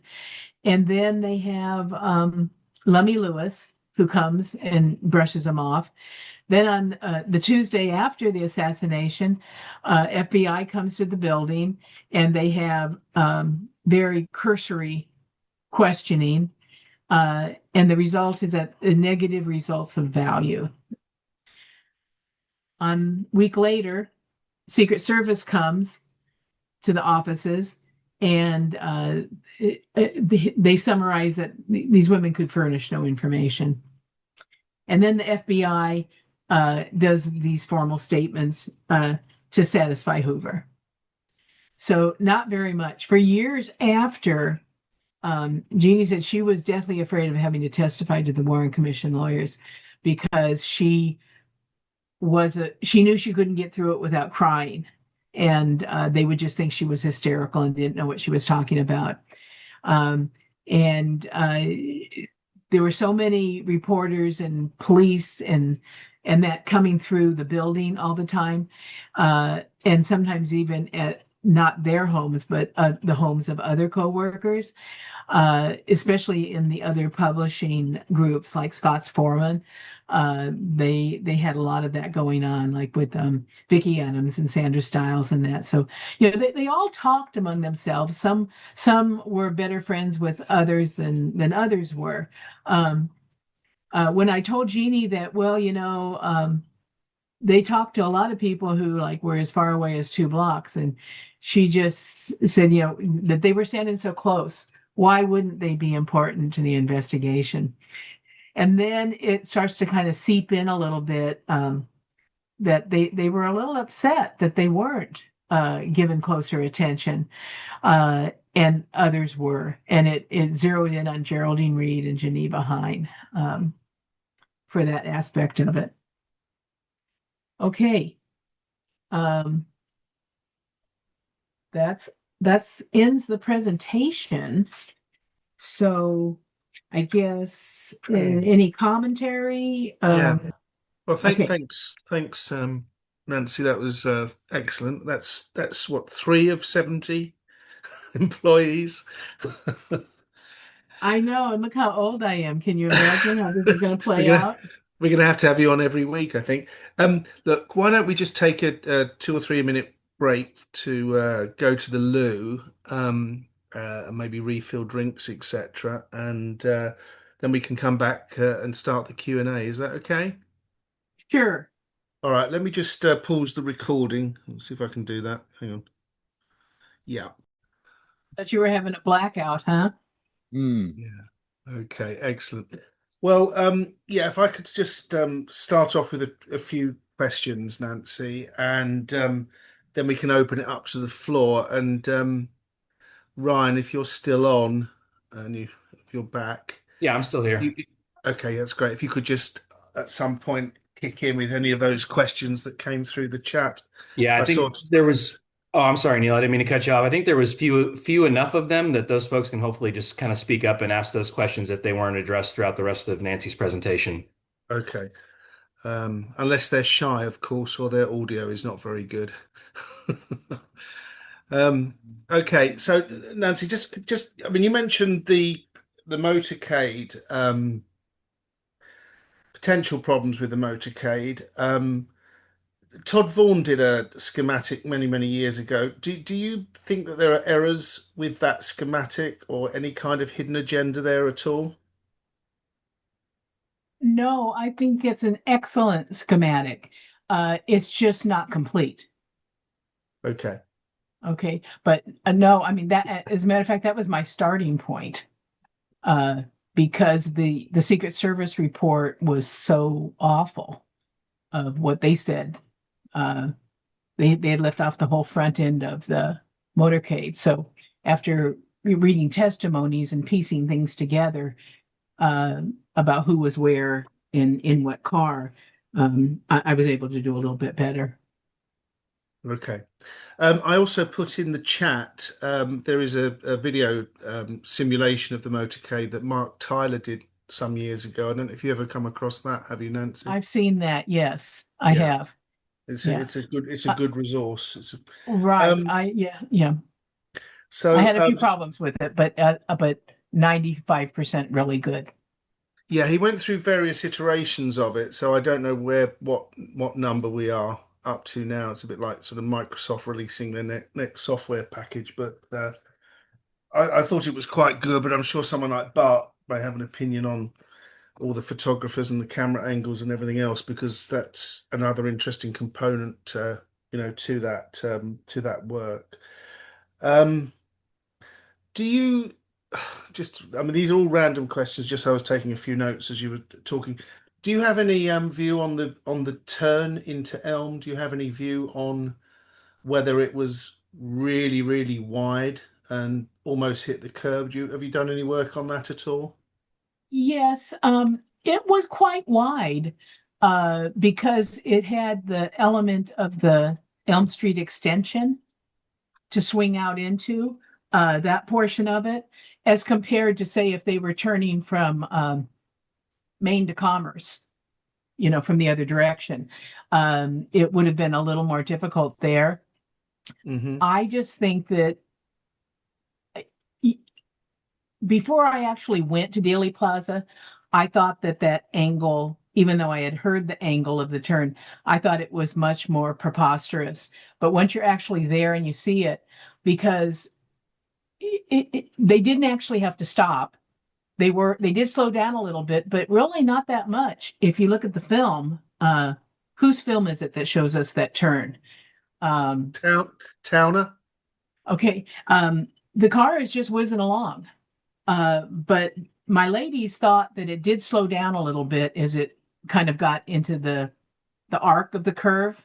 Uh, but no indication that it stopped, um, like the car stopped at the headshot. Hmm. Okay. Um, the a lot of the witnesses use this expression firecracker, and you've used it again today. What do you make of that? I mean, it's such an odd expression. I mean, it's just, not a rifle shot. What, do you I are think it you depends you on read how anything familiar into you it? are, Sorry? how familiar you are with gunshots or rifle shots. I mean, like there's many people that know a shotgun sound versus a rifle shot, right? I wouldn't know the difference between them, okay? Because I don't have a familiarity with guns or weaponry like that. So from a perspective of three ladies, Stella had brothers that were hunters, etc., and that so she was quite aware of of uh, of what a shot sounded like. But they didn't think that first one sounded like what they heard on two and three and four. Three Mm, and four was the cannon, and that might have been because there were two coming together so close. Two was like this whizzing by them. Okay, mm, like one of them called it a mega bee, like a bee on steroids or something, whizzing mm, by over them, and the or right to their right. But the first one was just because they had just been hearing all those backfires. I was surprised they didn't tell me they thought it was a backfire. well, we do get witnesses that think it wasn't, that they were motorcycle backfires as well, don't we? Right. I just wondered if there is anything nefarious in this notion So of a. what would they be most familiar with? Um, to talk about something that didn't quite sound like a gunshot, Mm, as young ladies, probably firecrackers. mm, mm. I But think you would want to ascribe it to a benign source if you didn't have any terms of reference. I think you would initially think it was a firecracker. You wouldn't really Yeah. imagine it was going to turn into something so catastrophic, would you? Yeah, I asked them if they had been around motorcycles a lot because you can hear those, especially a Harley. I mean, going down the street is pretty loud and mm, impressive. And they weren't familiar with motorcycles that much. I mean, they didn't know people who had motorcycles and they hadn't ridden on motorcycles because I was trying to get to this backfire type of thing versus a firecracker versus a shot. So I tried to ask in different ways without putting words in their mouths. mm. See, Richard, I think even law enforcement witnesses have used the expression firecracker as well. Um, it just seems so odd, doesn't it? I mean, I'm just wondering if there were any nefarious components to this. Unless you were tempted to think it's just a nuisance maker rather than Well, or somebody or a with distract or a distraction, or a distraction, a but not distraction is. not real ill intent, maybe in the Yeah, first instance. yeah, Yeah. that's you know, or maybe so you hear the sound, and there are many shots, and some of those shots came from weapons that had silencers. Yeah. So you're masking the actual number of shots, but you're using the firecrackers as a potential real shot. I don't know. It's just that it just comes up, that expression, a lot. I haven't really done a lot of work on, all the Dealey Plaats or witnesses, but I think it's more than just lay people that use that expression. Yeah. The other And thing but I've too, heard it associated with other shootings as well. Latter day shootings, and people seem to go down the firecracker route, especially if they don't see a result of the shot. If they just hear the audio and don't see anything particularly to confirm what's happening visually, Mm, they might dismiss it to a more benign source. mm, the other thing, as far as a distraction, is of course the ambulance coming, because if you've got sirens blaring, uh, they could mask a shot.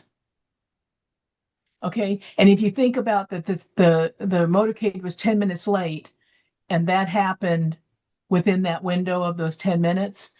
Was that something to, as a diversionary, especially given how this guy walks out of the hospital and they, supposedly he pays a bill 10 days later or something, but I'm not buying it. There was a question on the chat on that. Did it occur at Maine and Houston or Elm and Houston, the epileptic fit problem? I think it's Elm in Houston. Yeah, I I looked at, thought it was. Yeah. I listened to Tony Glover's oral history. And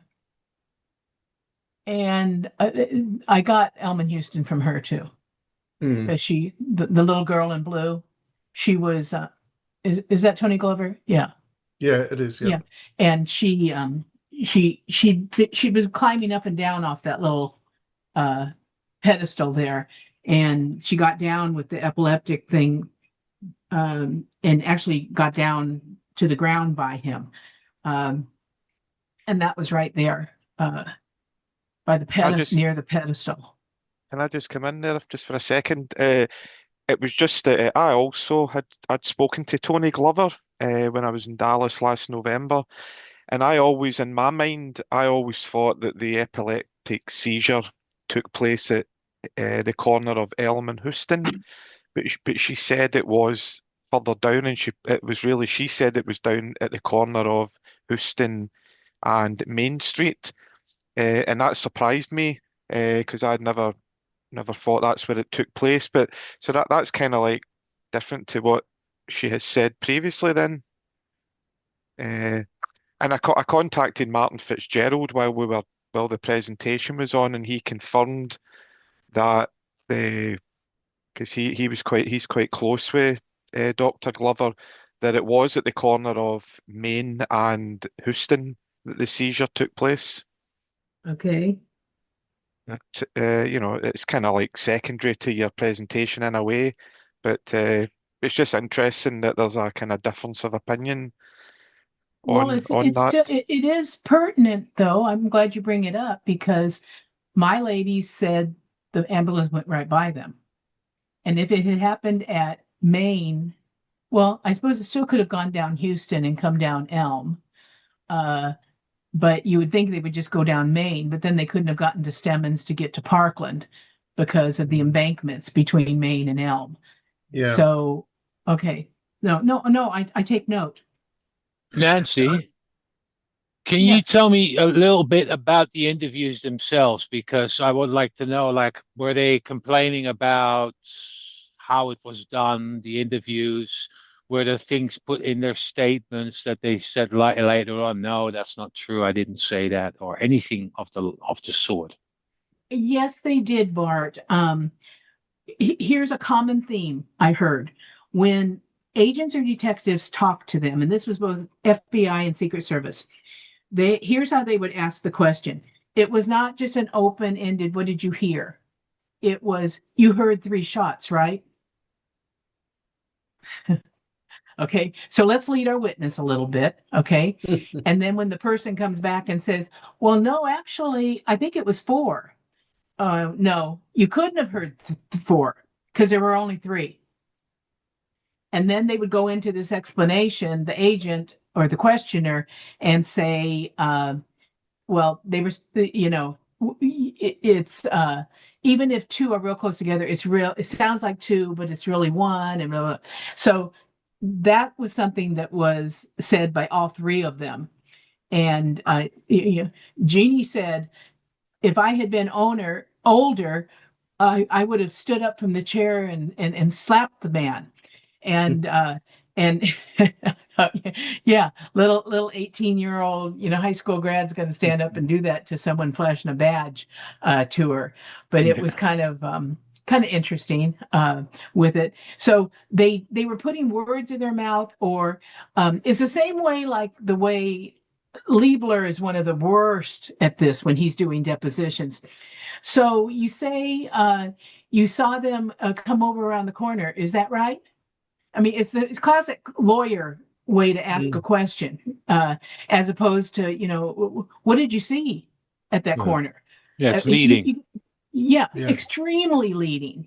And if they said something that I like when they talked about that they after he got hit in what was behind the sign of Zapruder, what we call that, um, they thought they could see Jackie's lips moving, but they couldn't. People were gasping around them like, oh, when he put his hands up and she's like leaning into him and they thought they could see her lips moving, but they couldn't hear her. And they're like, no, no, no, that didn't happen. So they heard that a lot back. No, that didn't happen. You couldn't have seen that, or that wasn't how it happened. So When did you speak to these women? How long ago? let's see, one of Sharon last year was the last time I spoke with her, just to get on record a couple things. And then, but the other Stella, not since 2009. Right. So Stella and then Jeannie's passed on. So Stella, but with Jeannie, I think a few years before she passed on. But Jeannie was very vociferous. Okay, she very much wanted to talk about it. It was almost like it was a catharsis for her to be able to have an avenue. Did she talk about Bill Shelley? Because Bill Shelley was her best man. No, that's Calvary. Oh, sorry. Okay, no, it's easy to get them mixed up because Yeah, there's I know Gloria Jean Holt and Jean right, and Calvary. there's G Geraldine and J Geraldine. Yeah, right. Well, look at this about Shelley. Shelley has a son whose middle name is Reed, Reid, not Reed, but Reid. Now, where the Oh, hell did God. that come from? Okay, I haven't gone and investigated that yet, but go figure, right? You have to have your antennae up at all times, right? Yeah, yeah, yeah, Uh, yeah, yeah, yeah. for, No, for, I for agree. things that might happen. That's Mm. great to hear. That's great Yeah. stuff. No, that's great to hear. And it was really nice to hear that you only spoke recently to Sharon Simmons. So it's good to hear. Did going back to the presentation, was the first interview with one of them in '76? Did I see that right? That was Lummy. That was Lummy Lewis. Oh, that was Lemmy Lewis. Okay. And it's a good thing I got to him because he died 2 years later. Oh, okay. I mean, not that he gave me anything of value. As he described the ladies, I could say there was nothing pertinent in what you told me, Lummy. 50 years ago. Okay. Oh, stop Brooks, it. Who just said that? Me. 50 years ago. Brooks, I will get to you shortly. Can I just ask a couple of questions regarding the Texas School Book Depository, Nancy? Can Okay. you explain to us the whole order filling process? And where does the dumb waiter come into that? I wasn't picking that up properly. Can you just clarify that, please? Okay. So orders would come in through the mail, or they would come in through people that came to the offices. You know how there's that Hmm. little work counter on the second floor that I showed the picture of? That would be Yeah. people would come in there too. So say like a teacher said, I need a teacher's edition and I have to make sure I have the latest edition. They might need it right away. So they would come into the office to get it. Or the 7 publishers would come down and bring orders to them to fill Hmm. that Hmm. they needed filled. So the depository operated as a clearinghouse. So they would store the books, warehouse them, and then when the office workers got those orders in from the publishers or the administrators or the telephone, they would type up bill of lading. Okay, so we need 47 of this, 22 of that, etc. They would have these orders and it'd be a picking list then, right? They would go So, and so the books were on floors 4, 5, 6, and 7, weren't they? they were Mhm. everywhere. Okay. Were they? On all of those floors, the second floor didn't have space, but on the third and fourth floors, you'll see little sections where it's like open floor space. Yeah. And there were some books there too. Okay. Right. Gotcha. But the primarily it was fifth through the seventh. Okay. Okay, so they would send these bill of ladings then down in the dumbwaiter down to the first floor. So that Shelley would be down there. He would be the one that would distribute those out, and he would be uh, each of the guys that were the pickers Mm. that would go and get the books. They had a little wire basket, and he would throw this one and that one and that one and that one. So if he knew that Buell was really good at finding the Macmillan books, he would throw that into his picker list. Okay. So then, but then he was trying to keep everybody even, right? So that they could get all the stuff done by the end of the day. Now, sometimes the dumbwaiter got stuck and they needed to get that fixed. Sometimes they'd have a question on something, they couldn't make sense on it on the picking list or the bill of lading, and so then one of the white guys would go upstairs to the second floor and get clarity on it. Does that help? Well, these ladies have said to you in the interviews that they were really busy, right? And there Yes. was time pressure to get each, get everything done by the end of the day. But are we? I'm trying to get a sense of, when a bill comes down in the dumb waiter. I mean, are we looking at, uh, as you say, a teacher's book is a one-off. A teacher pops in and says, "I need the. I'm sorry, the cat ate it or the dog ate it. I need a new copy." That's just an order of one book. But then you're going to have a whole school year that requires books. I mean, that could be, 180 books, right? Six Right, six right. form, six forms of 30 pupils. They could require, a new edition of a biology textbook, for example. So you're going to have orders of that magnitude, and you're going to have these, kind of opportunistic, if you like, ad Hey, hoc. Neil, I think I can provide clarification on that because I've kind of studied that area. Oh, please do, Brooks. Okay. Well, you can imagine, to your point, I think these big orders that schools place, particularly at the beginning of the year, they're ordering uh, boxes of books, right? Yeah. So these are large orders. I think there was some type of a will call service where you literally could come in off the street and you could buy one book, be you a teacher, a student, say the school ran out of books. That happens sometimes, and then a lot of students will buy a used book from somebody in the neighborhood if it's the same book the next year. Yeah. Um, but I do think they had a will call service, I'm certain. I just don't know how it worked. And they also had bins on the ground floor and in the basement where they kept the most popular movers, the high volume books that were in demand. They would bring a case of books down and they would unpack them and put those books in each bin. So you literally didn't have to go upstairs for these one-off orders. You just go over to the bin and grab the book. Now, I, I would bet that when they came in, they go to the second floor. They say, "I'm here to buy a book." They pay for it. They get a chit. They walk back down, and just as you step inside the main area of where the work is done, there was probably a desk or a little place you stand, and somebody comes over and said, "Hey, I paid for my order." They go get the book out of the bin, wherever it is. They walk it over and exchange the paperwork, and the guy walks out the door. So I think that's how all of that truly goes into that to some extent. And I think it plays into when Jack Doherty said after lunch he went up to get some stock. I think that's what they're doing. They're retrieving.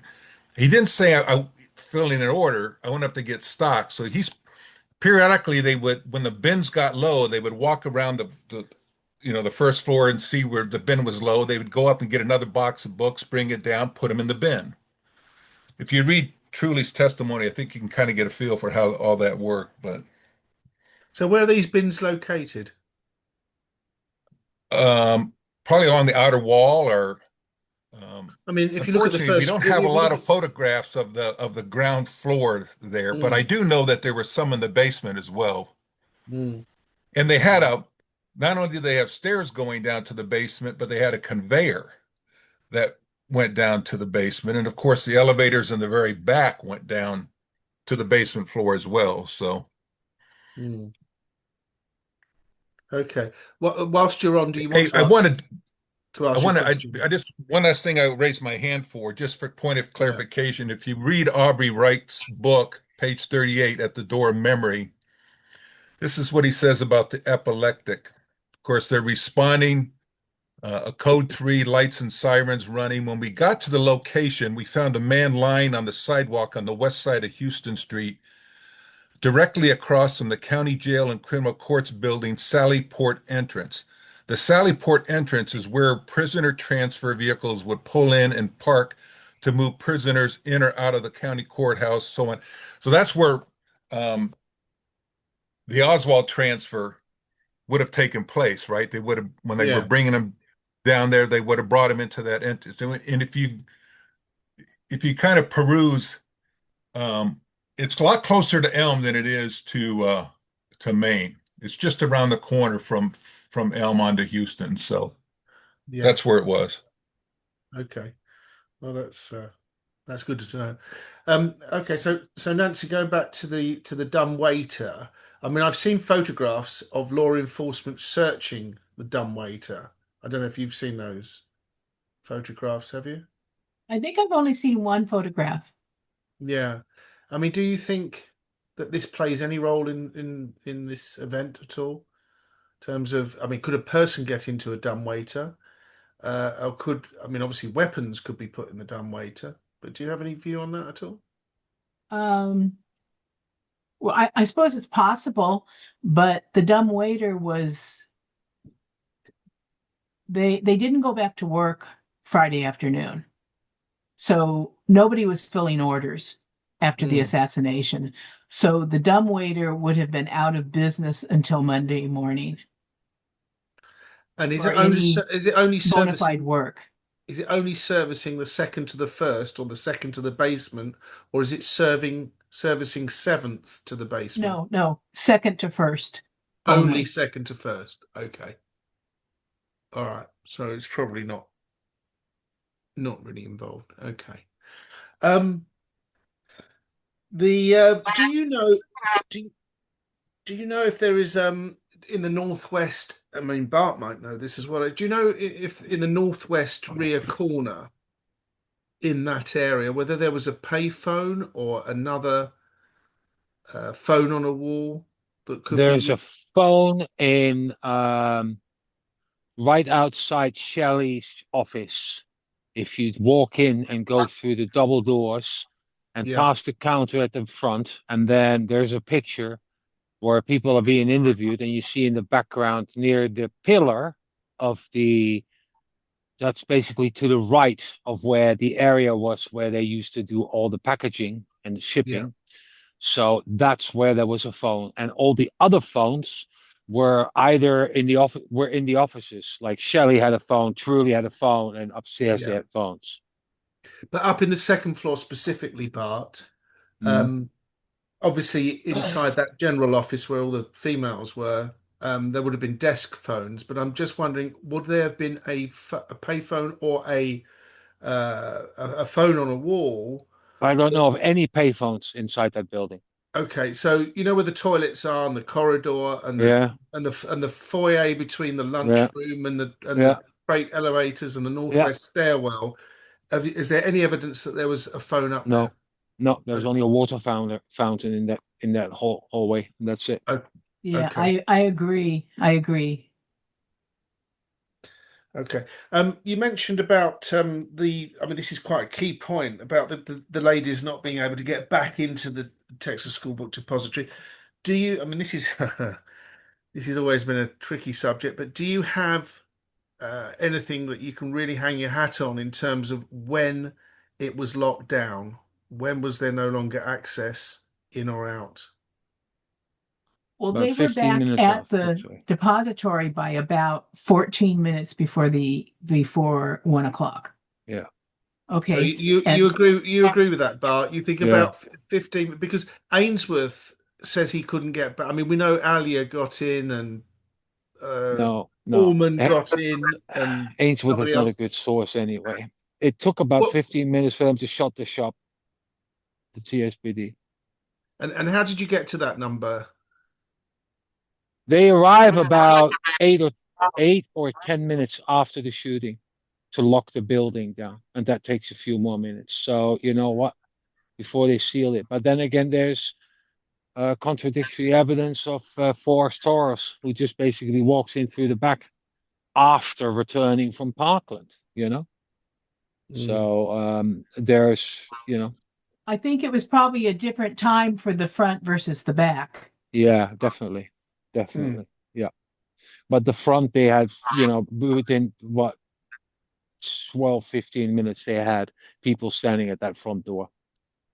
Yeah, And that because prevented from people we getting know in. that a whole slew of people got to come in the front door if they went up there right away, Yeah. right? And because that's where they were found later on. And then I think somewhere I put together a schedule of what time did people actually physically leave the building that day for the last time. Yeah. There's the Yeah, rebel list for that. And but also the Martin film is a good example where you see Billy Lovelady smoking a cigarette on the steps, trying to get in, and then you see Bonnie Ray Williams and Danny Archie Garcia as well. They all stand in front of those steps trying to get in, and then all of a sudden they let them in. And they said that this was roughly at about 10 to 1, 5 minutes to 1. It was just before 1 o'clock when they were able to get back in. And you know what? That's the funny part. Lovelady said at first that he came back in really quick together with Shelley, but he didn't, because he said in his HSCA interview that it took him 25 minutes to get back in into the building. And I was like, gee, that's funny. That that totally coincides with that movie footage of them making their way going up inside because they finally got the permission to go back in there. yeah. Right. Lovelady was a liar, left, right, and center. But Yeah, that's the interesting thing about the comparing and contrasting of the different evidence, right? It can help you winnow out some of that crap. yeah, that's And the then beauty that of it. makes you better understand other things that they have said Yeah, or purported, right? I mean, that's why it's a detective game. yeah. Oh, without it's like good old John Newman said this 15 years ago, and he said it's just good old-fashioned police work. And I thought, yeah, that's what it comes down to. You just keep on digging and keep finding things. And the funny thing is, for me, every time I think I'm like, yeah, I've got it all together, it's okay. No, I keep finding Yeah, with stuff. another little piece gets thrown in. Yes, yes. It's like the Lockerbie plane. That's the way I look at it. When they put it back together, when they put the whole thing with all the wreckage, that's what it looks like. Just like a Mm. battered puzzle with bits and bobs just trying to fit in. But Okay. are you going to do a second part with more interviews, Mm. Yes, Nancy? I'll go on to cluster two. Hold on. I need So to look up. cluster two is the ones that were on the north side of Elm Street. Carolyn Arnold, Betty Dragoo, Judy Johnson, Bonnie When did you Ritchie. speak with Carolyn Arnold? I can't pull it off the top of my head. Roughly. I can't. I've got like 8,000 people. Did you if you look at Mannequin Row, Nancy, further up Elm, there's a whole bunch of black women. Um, did you ever do you know anything about them? I mean, I don't There was a recall them whole ever. what? There's a whole row, there's a whole swathe of black women. Oh, If right, you go further north, further east, right. northeast on Elm, up Mannequin Row. It's in Croft 3. If you pull up Croft 3, you'll see a whole bunch of black women. Do you know anything about them? No, Because I just don't think any of them were interviewed, no. which I possibly I says something. I ran into real dead ends in that whole little swath right there. And so I took the easier path, which was the people that Yeah, we knew the names of, and that uh,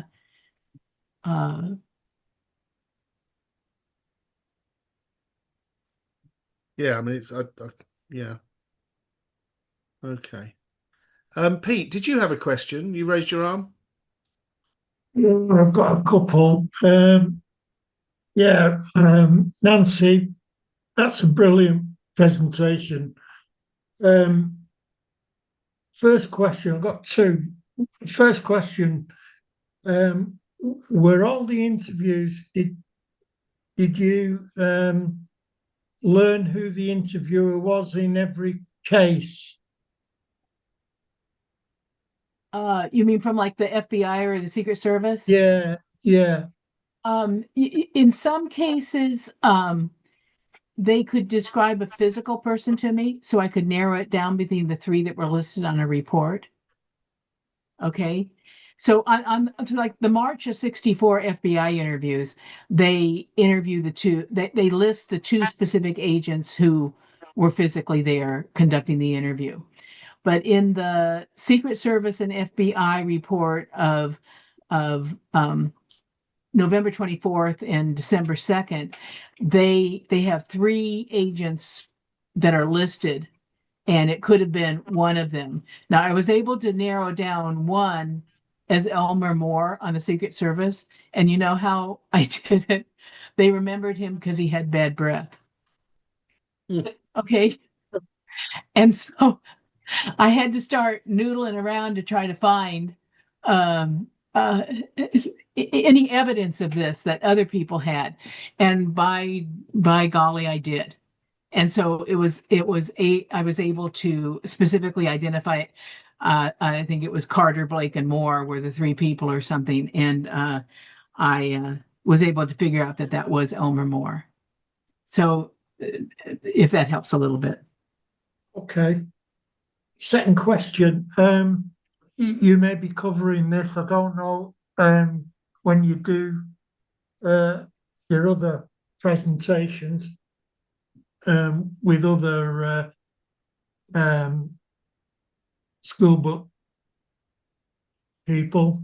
But I've read somewhere that, and I assume this to have been on the second floor, the southern windows on the second floor, that people were knocking on the window to a police officer outside and pointing to some man, whether he'd left the building or not or what, but they were pointing to him and attracting the officer to this guy, who then arrested him and took him to the sheriff's office on the corner of Maine and Houston.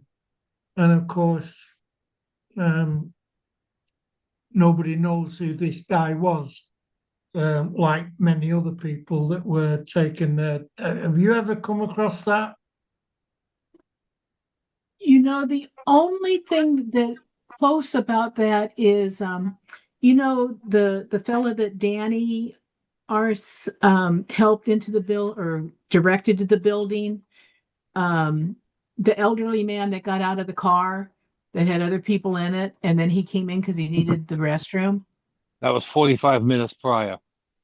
Oh, okay, okay, He's the only that one that makes mention of strangers. okay, okay. That was the only, besides Roger Craig's story about, somebody, allegedly Lee coming out the side entrance and running down the grass and getting in the Rambler. Those are the only two things of somebody in and out of that building that was in some suspicious way. Okay. I wish I could remember where I read that from. But anyway, yeah, just wondered. Thank you. Okay. Ryan, is there any other questions in the chat that haven't been asked? No, I think you got to everybody that had posted something, but anybody that I've missed, by all means, please feel free to unmute yourself and speak up. Could I ask a quick question to Nancy? Mm. Yes. Of course. Yeah. Yeah, also, Nancy, thank you for the research I've done. I mean, I've seen the Zabruda film so many times, but now I can actually identify some of the individuals, that were in the Mannequin Row. So it's good to know that who those three people were. But I appreciate that the lady's attention was massively diverted to what was taking place. But did they ever talk to you or mention to you about the Umbrella Man? Did they notice him, or just did they have any? They didn't notice him till after the fact because uh, when the headshot hit, they had their faces now. They were looking down at following. Their eyes were on the limousine the entire time until it went into the tunnel. Okay. And so just think of yourself standing there looking south and how your head would swivel, right?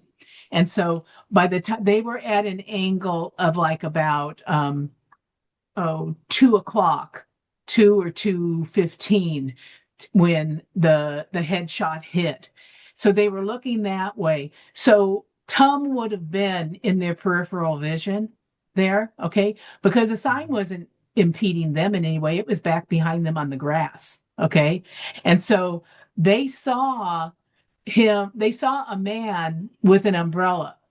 And I think it was Stella, I'd have to look at my notes, who said, when I saw that guy, I thought, what the heck? It's not that hot to have an umbrella. Lots of times people walk around with an umbrella when the sun is just blazing. But and it's certainly not raining anymore. What's he doing with an umbrella?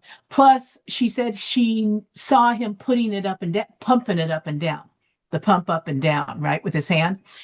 But she says, I didn't think anything of it at the time because I was looking at what was happening in front of me, and so and then Jeannie was getting so upset. I after the headshot, I saw Jackie on the trunk and the agent trying to run in. I was trying to calm Jeannie down, and so I think that diverted her. So she did mention that, and by the time the car was in the tunnel and gone. I think it's very shortly after that Tom and Dark Complexion Man sit down on the second little curve that's right at the edge of the grass, right? Mhm. So that's what she had to tell me about that. Again, a situation where how cool because she didn't try to insert herself into the story. Oh yeah, I saw that umbrella guy, and you know what I mean? Because when I was talking with her, um, I had already talked to Bob Cutler about his work on the TUM, and so I after she had told me what she told me about TUM, then I didn't say the word TUM to her or anything like that. Then I shared more information with her afterward, and she's like, "Oh, I had no idea, no idea. I wouldn't have known of that as a protest or anything like that." So another way to see about the credibility of somebody. Did any Good of the question. did any of the three women recall Clint Hill getting on the limo or Jackie climbing on the hood or any goriness, any blood, brain matter or anything like that at all? Did they recall that? No, no. I mean, they saw her getting on the hood, or well, Mm. your hood, our trunk, um, and Clint Hill running, and they saw him stumble as he was reaching out to the hand grip and that, and they thought he's going to get run over, okay, because the backup car was now zooming right in on the limo at that point. Did they see Nancy, any? Did they see any other Secret Service agents get off the Queen Mary at No, all? no, no. I have a Aren't the question. allegations of that after the triple underpass, or is that before that's all supposed to have happened? Well, I mean, Landis was told not to get off, wasn't he, by Oh, Floyd Boring? ready. Yeah, Reddy was told not to Re- get off by Boring, and then of course there's all. I don't want to go into the shenanigans thereafter, but I just wondered whether there was more than whether they noticed potentially more than one Secret Service agent reacting to it. That's all. They just called it jostling. They said there was jostling in the car, and then seeing Hickey jump up with that weapon scared the bejeebers out of him. Yeah. Nancy, did they mention about the limousine either stopping or rolling? Did they have any thoughts on that? They thought it stopped. Full stop. It was very, very swift, but they do feel after they do feel that it stopped. It came to the brake because, and the reason that they rarely were so strong on it is that they remember the brake lights. That and the little fishtail of the rear portion of the vehicle. If you study the films, you can see the motorcycles of the guys behind the limousine come really close and actually hit the brakes. They have to hit the brakes. Whether that's a full stop is up for debate, but yeah. And I also think why they did brake, because for Greer it was obvious that the first shot came from the front. Why the hell would he drive into the line of fire? You know, that defies all common sense right there and then. And it's only after that, you know, that's why he doubted and slowed down, because he didn't know what to do instead of swerving to the left and get out. That he didn't do. That's my interpretation. The other thing, Nancy, in my research, I don't recall what Smith it was, but one of the Smiths that was stationed at Elm in Houston, when that seizure happened, he left his post and went down there to Maine and Houston. Joe Smith. That's the same Joe Smith that ran towards the knoll area behind the picket fence after the shots had been fired. And came up against somebody who displayed Secret Service ID. Yes. Yeah. And smelled gunpowder. And smelled gunpowder. But we don't want to talk about that. Carolyn Arnold, I think she has a Facebook page. I know. Oh, I don't okay. think she talks to anyone. That's why I'm surprised she spoke to you.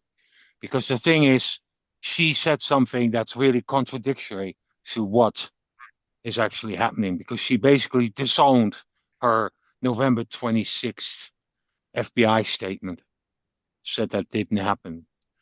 And we can see, this is the beauty, if you look at Patricia Ann Donaldson, I've got this video in my channel.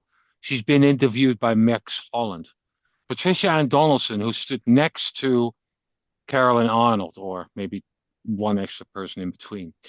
And Patricia Ann Donaldson is being interviewed by Max Holland, and she stands there and she stands and with her back towards the TSBD, and she went, yeah, and then when the shots got fired, and she goes like this, and she's basically pointing to the Daltex building.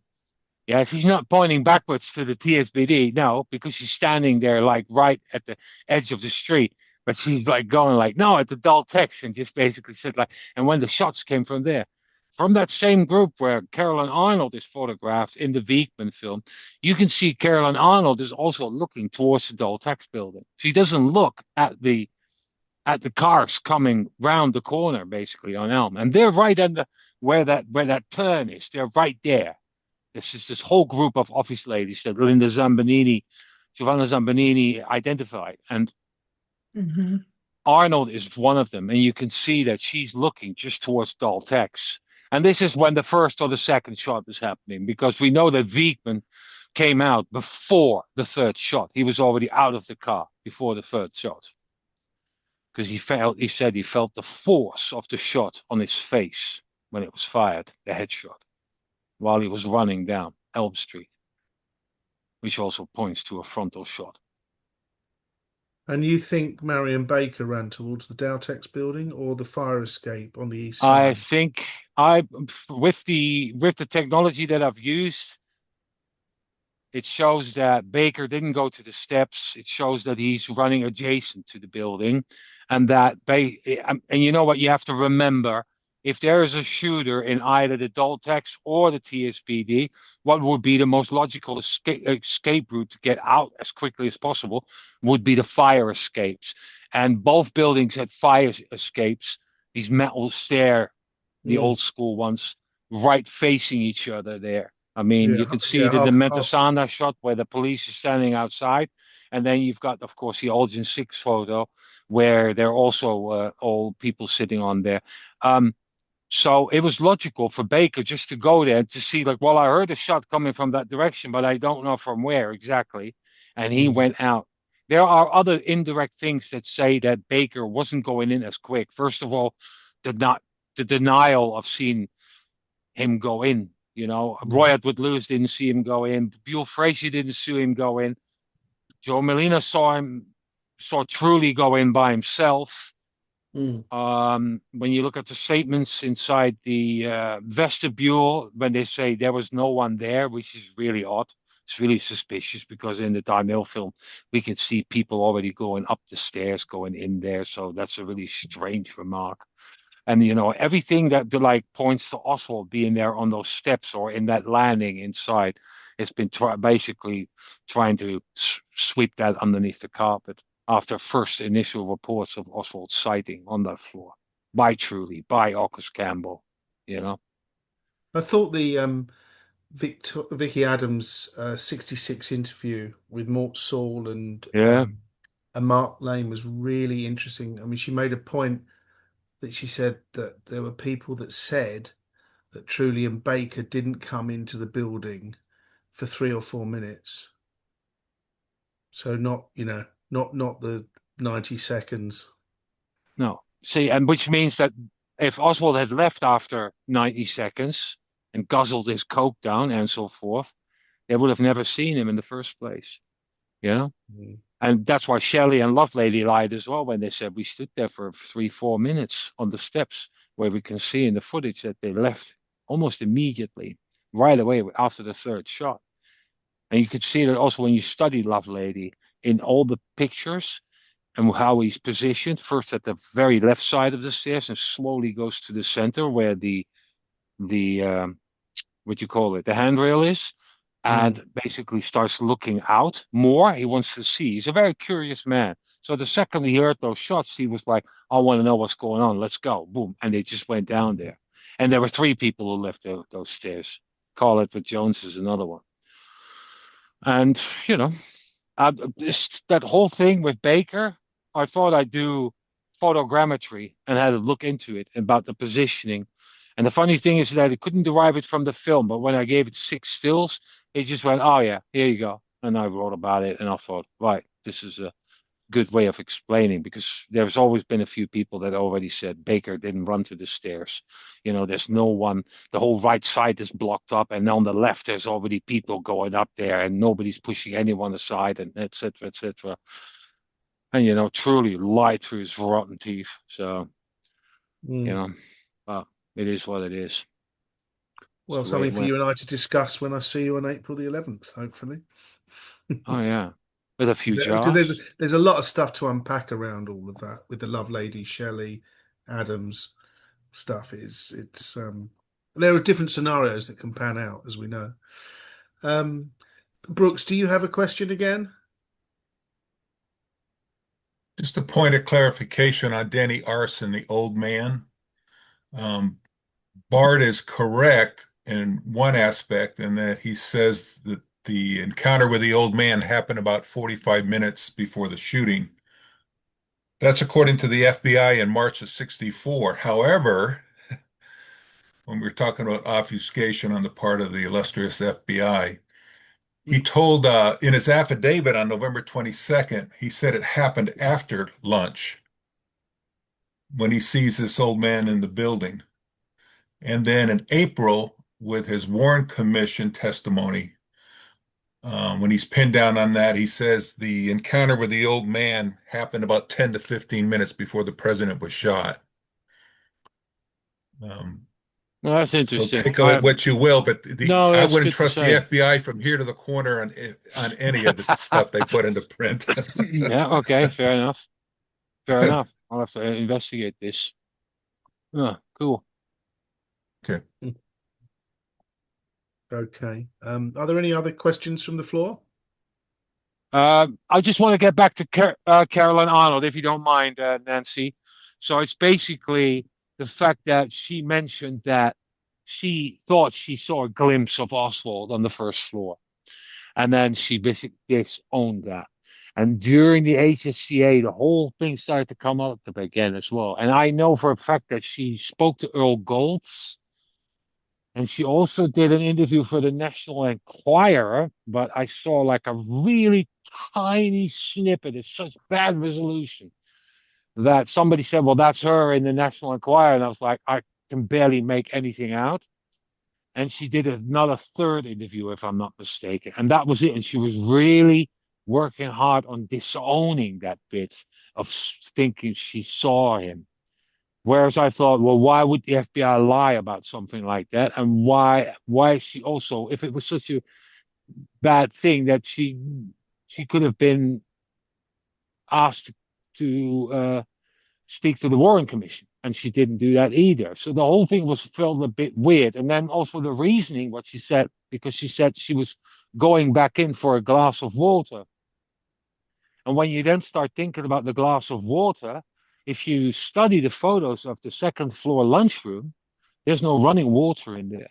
But you also, all of you have to understand, if you look at the Texas School Book Depository building, when you see it as a shell in the later pictures, yeah, that's what it roughly was when basically the Texas School Book Depository went in there, because before that, it was just a storage warehouse for fruit and vegetables.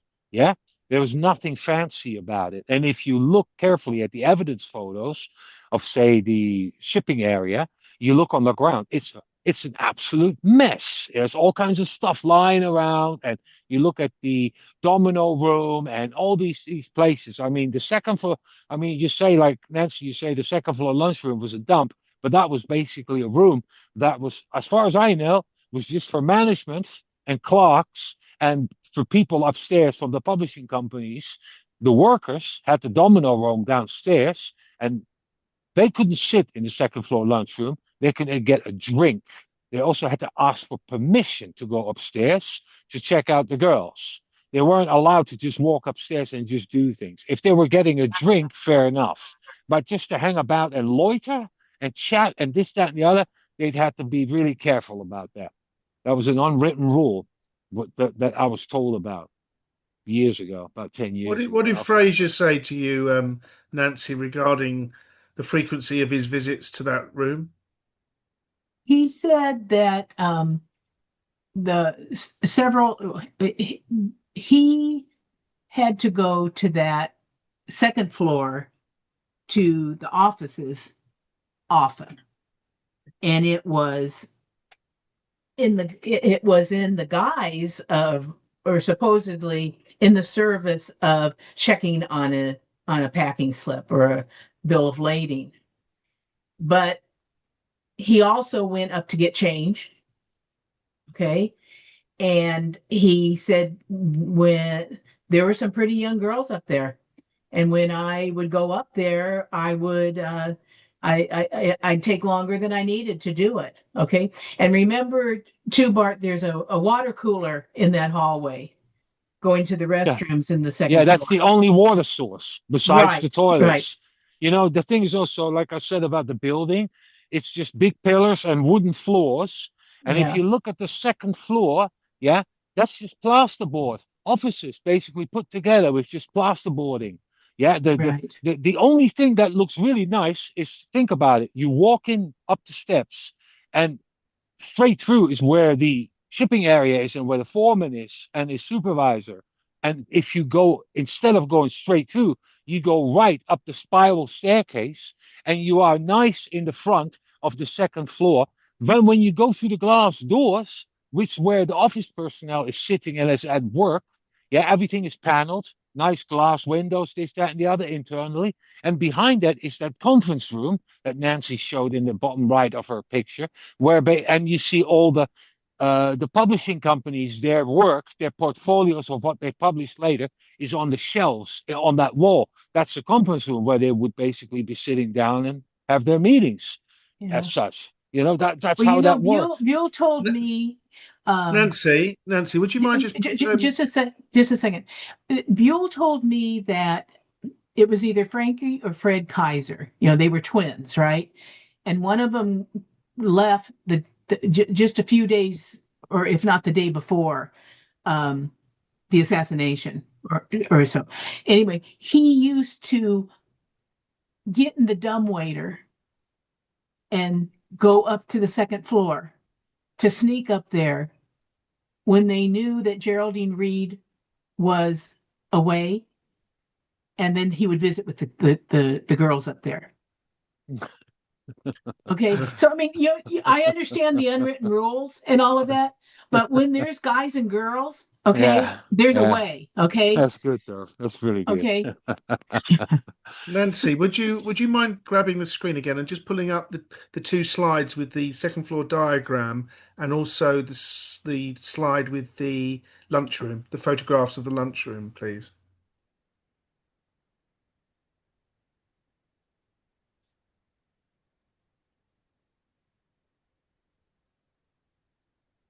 Mhm.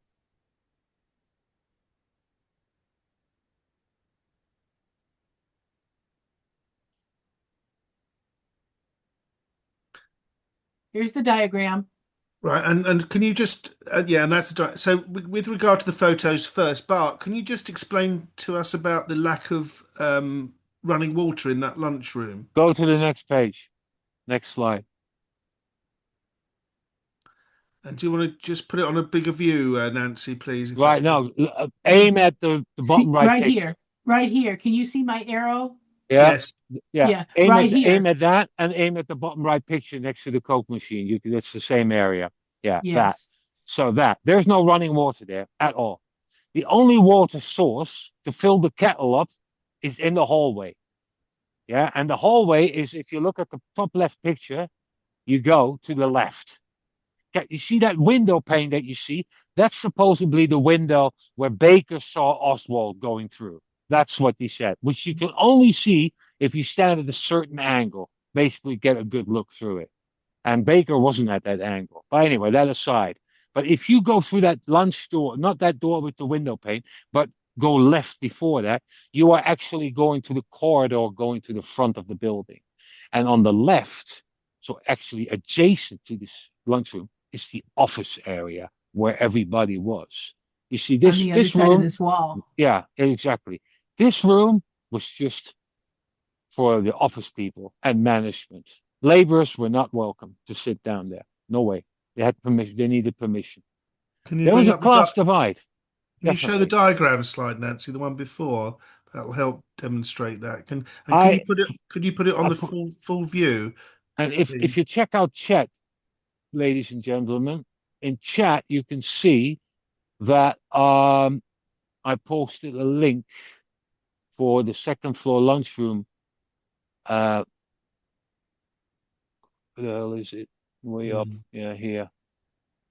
At 1606, I posted a link for really much better drawings. In all honesty, what you used, Nancy, is from the Warren report. The ones I've got, Gary Muir got these and sent them to me. These are really detailed. They really went in with a measuring tape and started to in great detail. And especially the second shot, if you look at that, it gives you a great overview of what it actually looked like compared to the office space, the conference room, and so forth. It's brilliant. Yeah, I mean, if you look at that, Nancy and Bart, I mean, if you exited the east elevator on the right, you get to go into a void, or you go into the lunchroom, or this room that's not marked, or you You go into can't, the. no, Well, is this accurate, no, Bart? it's not. It's Well, if not. you exit from the east elevator, do you only have access to the lunchroom, or do you have No, access? here, let me send you a really accurate Do drawing. you want to grab? Do you want to grab the screen and show Yeah. your Yeah. PC? All right. Yeah, Why sure. don't you do that? Yeah. Share, send request. I've done that. Okay. Yeah. Okay. Hold on. Right, as you can see, this is the lunchroom. Yeah. Can you Yeah, blow that up? Can you blow it up a bit, or is that the this yeah? is the biggest That's I've got. perfect. Yeah. Yeah, Okay. so this is the lunchroom. You Yeah. can see the elevators. There is an opening here, but there's nothing. Oh, the conference room is here, and then here to go. This is another empty room. I don't know what that is, but Yeah. and then the so-called which was referred to the vestibule, which isn't a vestibule. Vestibule is for being outside, an outside Mm. space going into a building. It's actually the vestibule is actually what you see behind me here, behind the glass doors. That area where the lift was, that goes to the fourth floor only, and where the Mm. spiral staircase was, that was a vestibule. But anyway, the second floor lunchroom here, and then here was what I meant that if you go out and turn left, you can go Mm. straight into the office space where Yeah. Reed was, where Geneva Hein was, and so forth. And then here is the corridor. Now, and the water fountain was roughly around here where it says men, Mm. if I'm not mistaken. That's where the water fountain was. And that was the only source outside the toilets, which here was the men's room, and here was the ladies. And then there was the office here, Southwestern Publishing. And that was it. And these are the only toilets, aren't they? Yeah, on that floor. On that floor, because Michael Brownlow does an interview with Mary Sue Dickinson. Yeah, You know her, yeah. presumably, Nancy, and she works They on had the to go third. down. She works on the third floor, but she says she came back in Yeah, after the assassination. Was very excitable and so forth, and she had to go to the loo. She said she went down to the second floor to go to the loo. yeah. So This was basically the That's why lose. Fraser's saying he goes up there to get changed, I suppose, Nancy. Yeah. Well, Nancy would have gone that. I thought there were no loos on the second floor, but it's possible that there were loos on the third. I need to check that. Well, Now you're really testing they me. are the loos on the That's second floor on the left, that's aren't the they? second floor, but it's possible there were loos on the third. She said Mary Sue Dickinson said she went down to the she was working on the third floor for one of the publishers, and she went down to the second floor to go to the loo. After she came back in very quickly after the assassination and was very excitable, and then she said she needed to go to the loo, and she went down to the second, and she said that there were law enforcement already there with guns, with long guns, rifles or shotguns or something.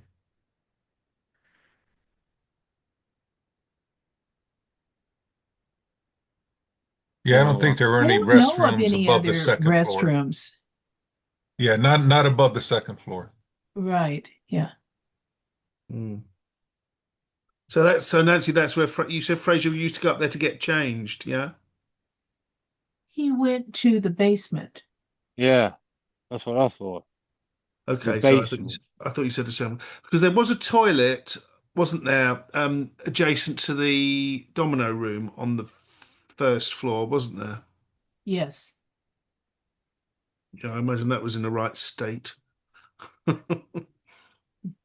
you see That my was for screen? the blacks only. Yeah. Can you see It's my like it was, screen? Yes, I can see your screen.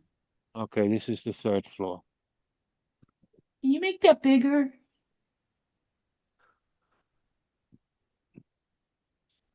Oh, I made mine bigger. Okay. We're only seeing the second floor still, Bart. Oh, hold on. Need to. Hold on.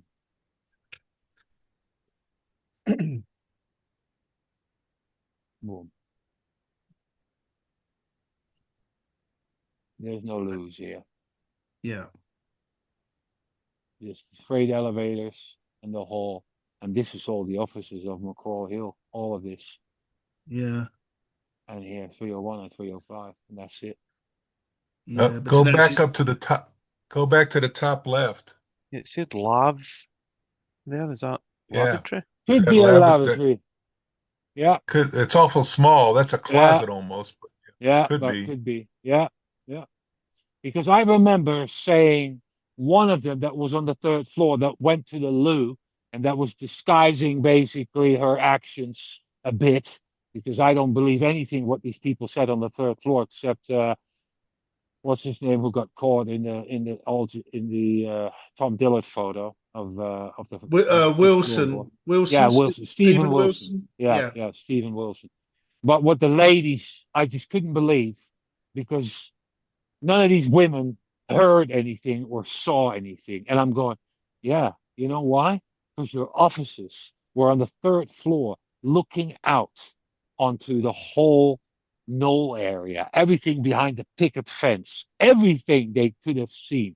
What did the people do on the fourth floor when when Dorothy Garner and all that? They all stood in the northwest corner looking down what was happening into the railroad yard.